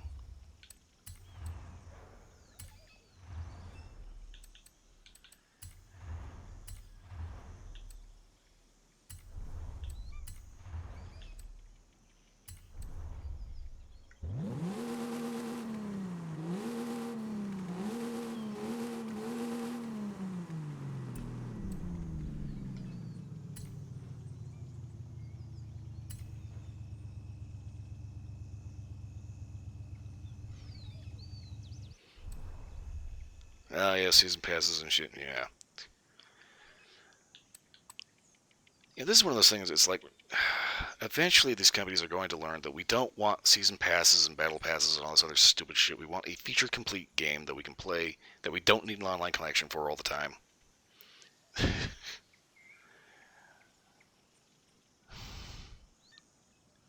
And it's like this thing. It comes back to basically what Microsoft is looking to do with this whole Game Pass thing. They're basically trying to make it so you don't actually own anything. You're basically constantly renting from them by using their subscription service. So that way you have to keep paying them again and again and again, and they can just arbitrarily decide to take something off of a subscription because it's not making enough money. It's a very socialist way to run things, and I don't like it.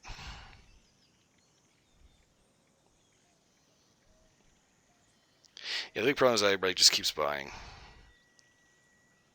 Well, LG has returned to chat. Woohoo!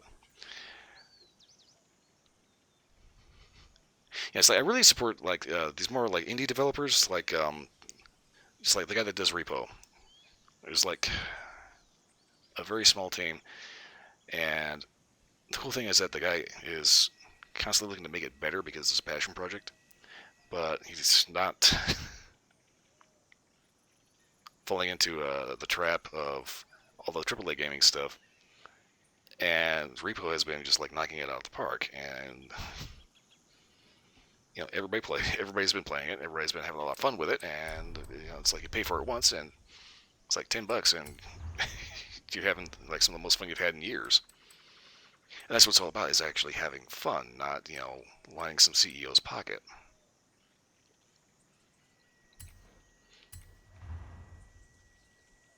Problem is, those CEOs want money. They gotta pay for that yacht. Gotta make the shareholders happy.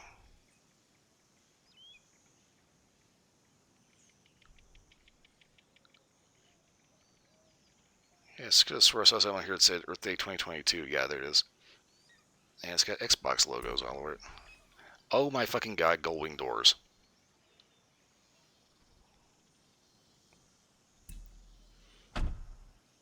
Okay, sooner or later we're gonna have to acknowledge that Goldwing doors are a stupid idea. Yeah, they look cool, but every time you hear somebody say cool, immediately replace that with stupid.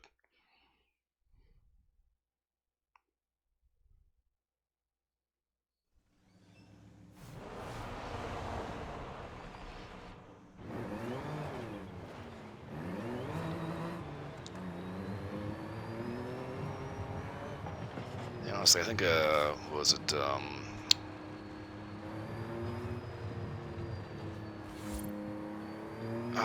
what was the guy's name? YouTuber guy, something Russian or something. Russian Badger. Yeah, he made a video that a lot of VTubers have been reacting to regarding Repo. And it's like, you really can't call it friend slap because it's a multiplayer game. As long as it's a multiplayer and having fun with it, you know, it's really slop. Because, like, Repo is the goofiest fucking game that you can possibly see.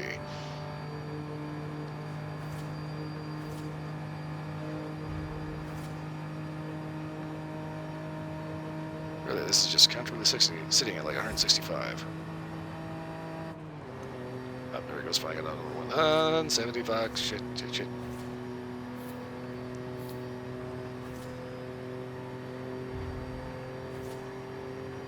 I'm kind of finding the irony of celebrating Earth Day with a massive BMW engine that is kind of the antithesis to what Earth Day is about. Wow. 189. And that's all she wrote.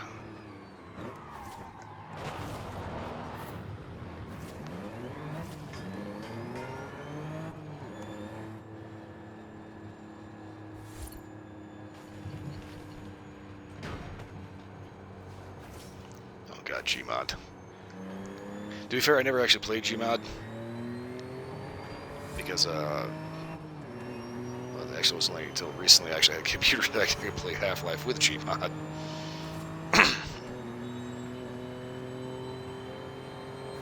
Also, yeah, you kind of need to have friends to play. Your friends collaborate. Throat, cooperate.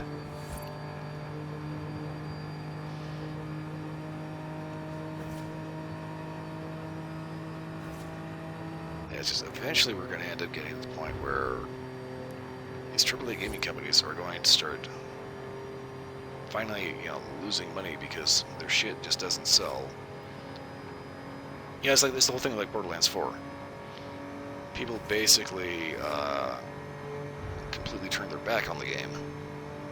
By extension, Gearbox, because of the fact that they fucked it up. Oh, shit.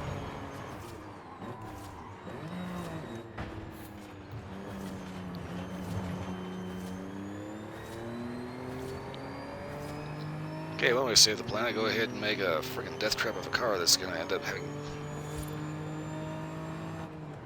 little too much power, but not quite enough power, but grippy tires, but not enough grip there. You're going to end up like sliding into a wall and killing yourself in the process.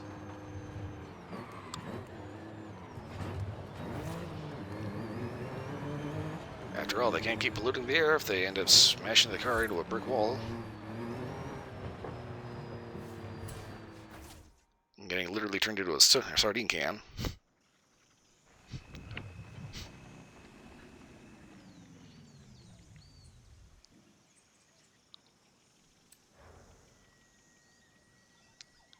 Yeah, I think I got all the gift cards from the thing. Let me get off the... Yeah, that's kind of one of the first things that I did, is I went through and...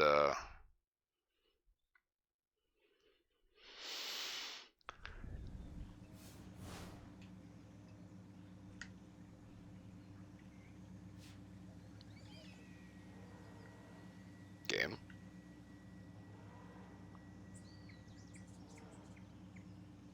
I hate too many buttons too quick.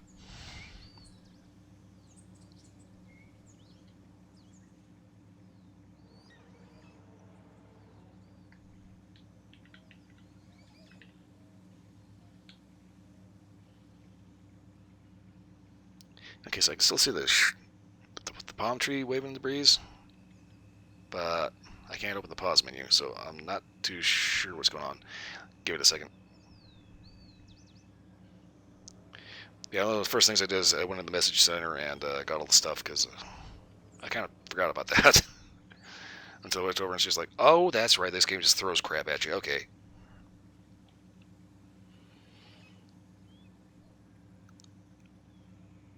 Okay. There we go.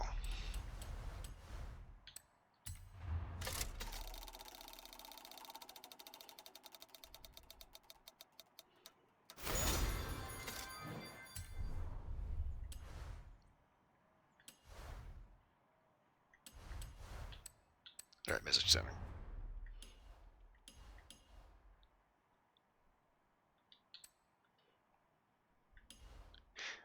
Yeah, I went there and I got all the community's message stuff here, so that's probably the first thing I did.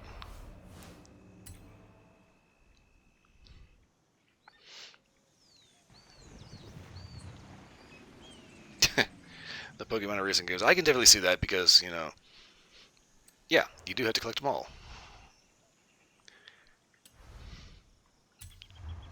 Okay, let's see here. I got a hat from somewhere.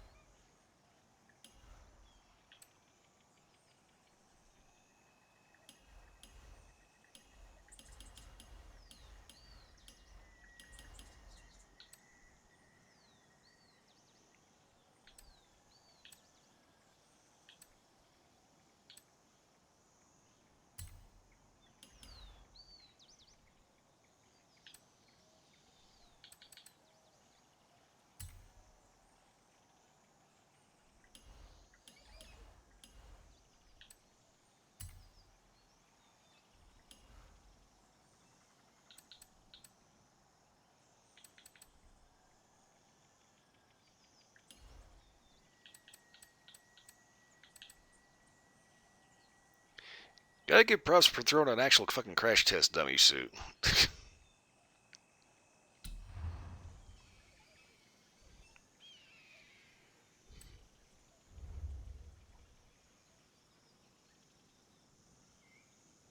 Garage cap is 2,000. Okay.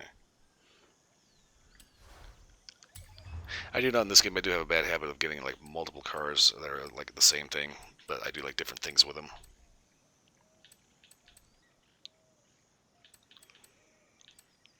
Okay, let's see here.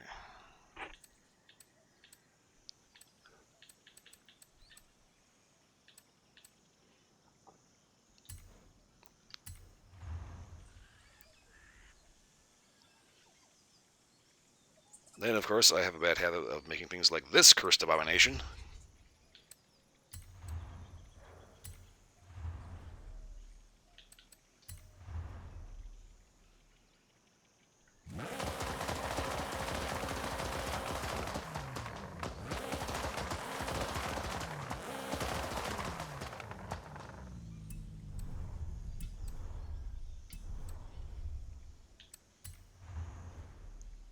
Guess this one has the drift tires.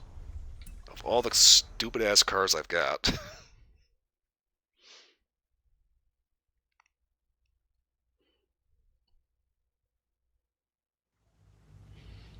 Last specific BMW, you get 13 mil. I don't know about that. That sounds like the kind of thing that get patched pretty easily. Or pretty quickly, I should say.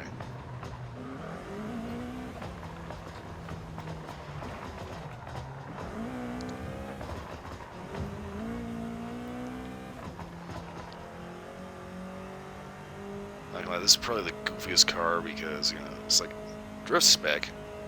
Even though I don't think this actually has power steering because, you know, it's got this like wheel the size of a trash can lid.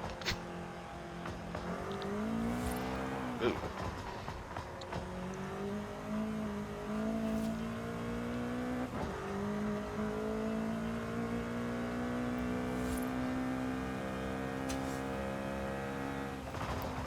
And that's right. The drift transmission, so it can go faster, but we're limited to 4 gears.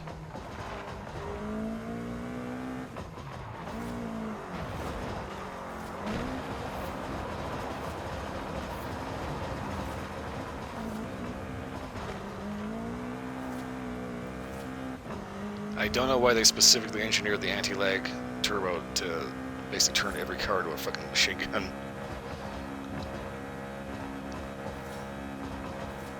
So much popcorn.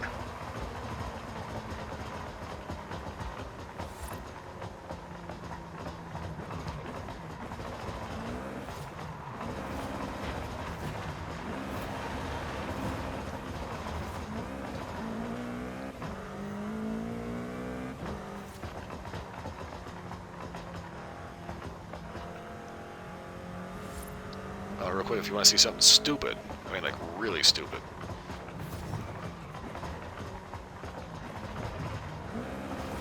I'm still having a giggle about this one.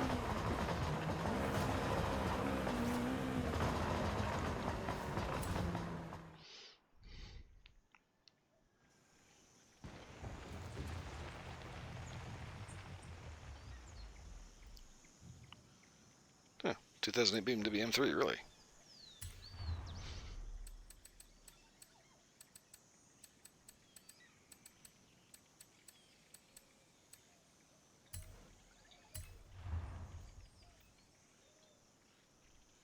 Okay. This thing is insane. This is the stupidest car I own.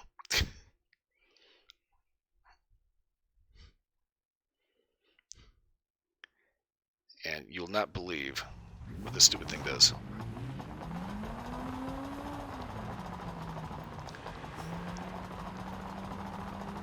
Let's go ahead and get out to the highway here real quick because this is like the first thing I actually really customized. Normally this thing goes like 31 miles an hour. It's only slightly larger than Peel's other car, which showed up on I think the specialty Forza Horizons, whatever it is.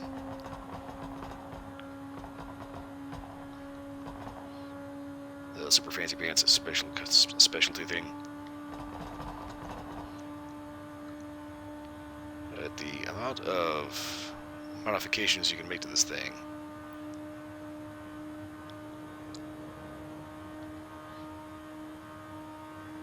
Give me 1 second to go to the highway and actually show what this thing can do. Hola, superstar. Your 911 is ready. Come stop by the auto show when you're nearby. Okay, go ahead and stop completely. Now, bets on how fast this thing will go.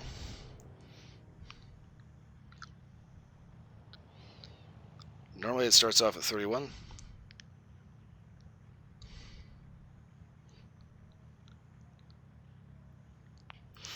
Yeah, I think on the 4 I had 9 decided that was a little insane.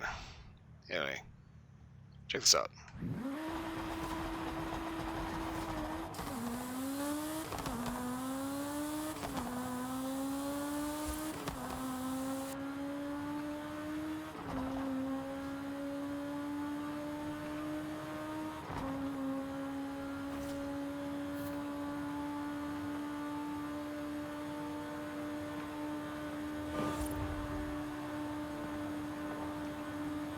This thing literally tops out at 150 miles an hour. Oh, 151. Let's see exactly how much we can push this thing. 153, 154. Ah.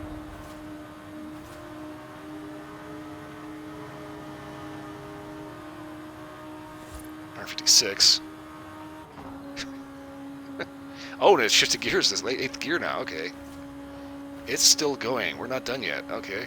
Okay. Here we go.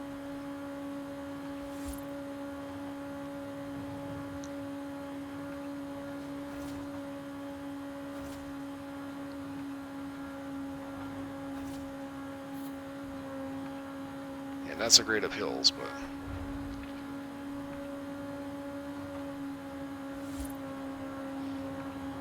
Yeah, I wonder what's going through that guy's mind when this little piece of shit comes screaming up his ass.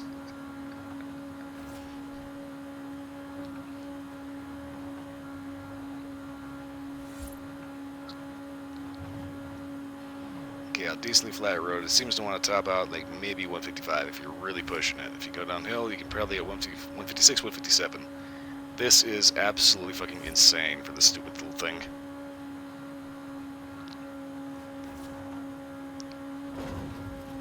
I forgot the name of the car, but it's, whoa!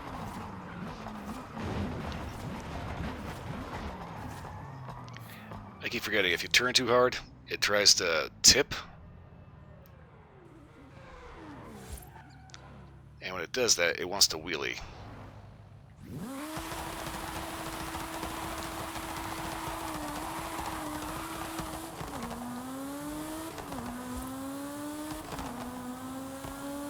This dude is actually following me for an impromptu race. It's like, I don't think he gets it. This is not a legit car. It's put up by Peel. Peel also makes what is de facto the world's smallest actual car. Which is actually smaller than this, and... yeah, 156. The idea of this thing actually going this fast should be considered absolutely fucking terrifying.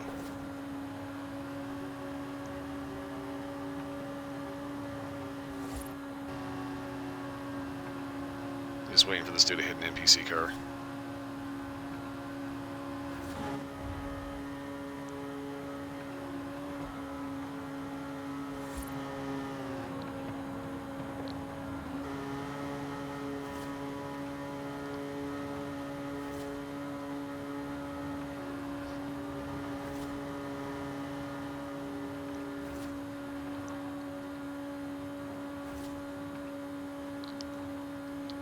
Yeah, going downhill. Oh, whoa. Yeah, it seems to top out at 156, and the stability is just not there. I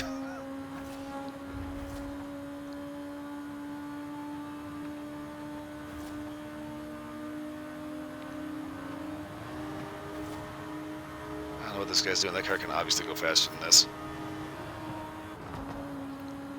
Yeah, P50. On the special auction, it is actually available. There is actually one of them in this game.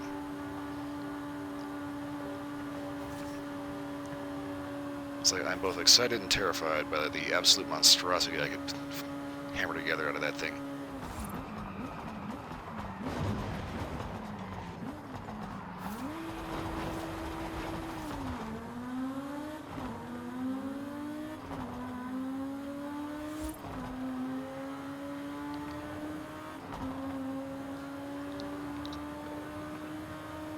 Yoo-hoo.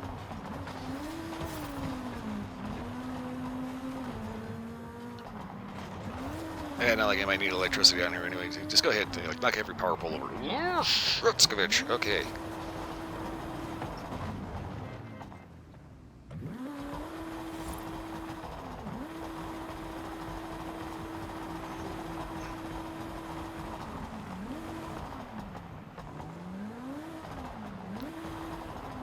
I've got a T100 Baja truck restored to its former glory down here, if you're interested.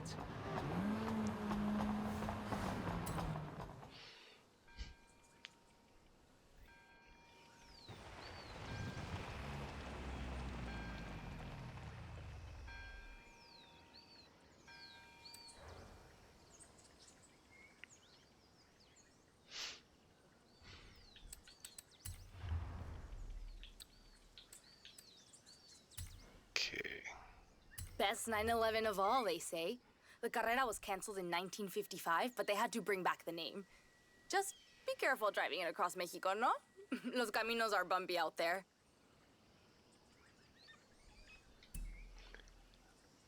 Yes, the Porsche 911 Carrera. Wow is right. Mid-mounted V6, central driving position, Okay. and 66 centimeters of suspension travel. We put you behind the wheel, and I'm telling you, no dirt race in Mexico will be safe. I thought it was kind of funny that the hood looks all fucked up on this thing.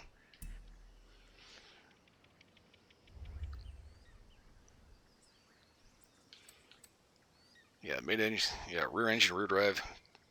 Kind of one of those setups that gets a little punishing if you run out of either talent or straight road. Ah, fuck.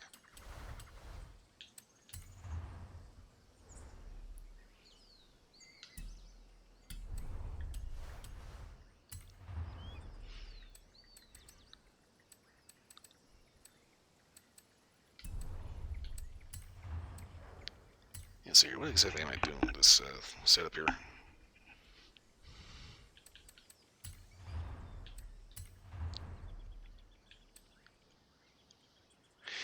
Okay, I don't have credits right now to put this into all-wheel drive, but that would be very interesting.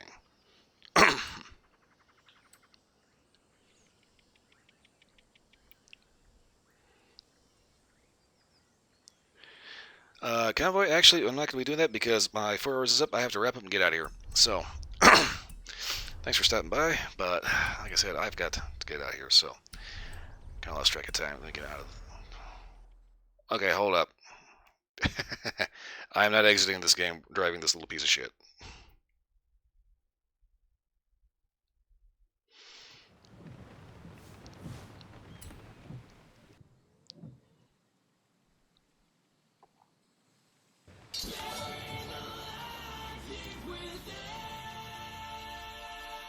Thank you for the follow. I appreciate that.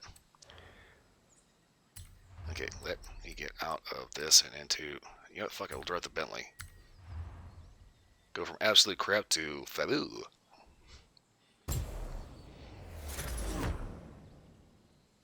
Look at that fucking headlight. What the fuck?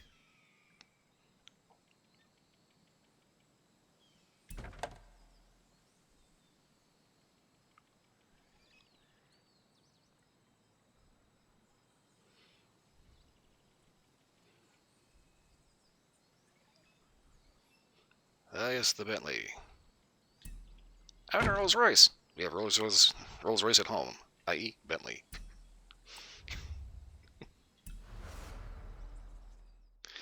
Not to poo-poo the Bentley, but, you know.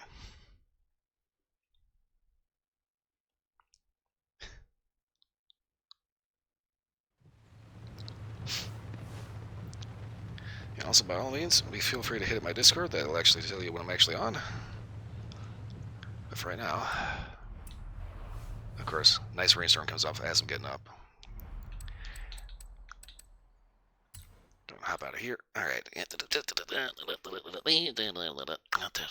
Okay. Get everything situated. Fish the scene over. Boom. And chiropractic adjustment real quick. Okay, there we go. Okay.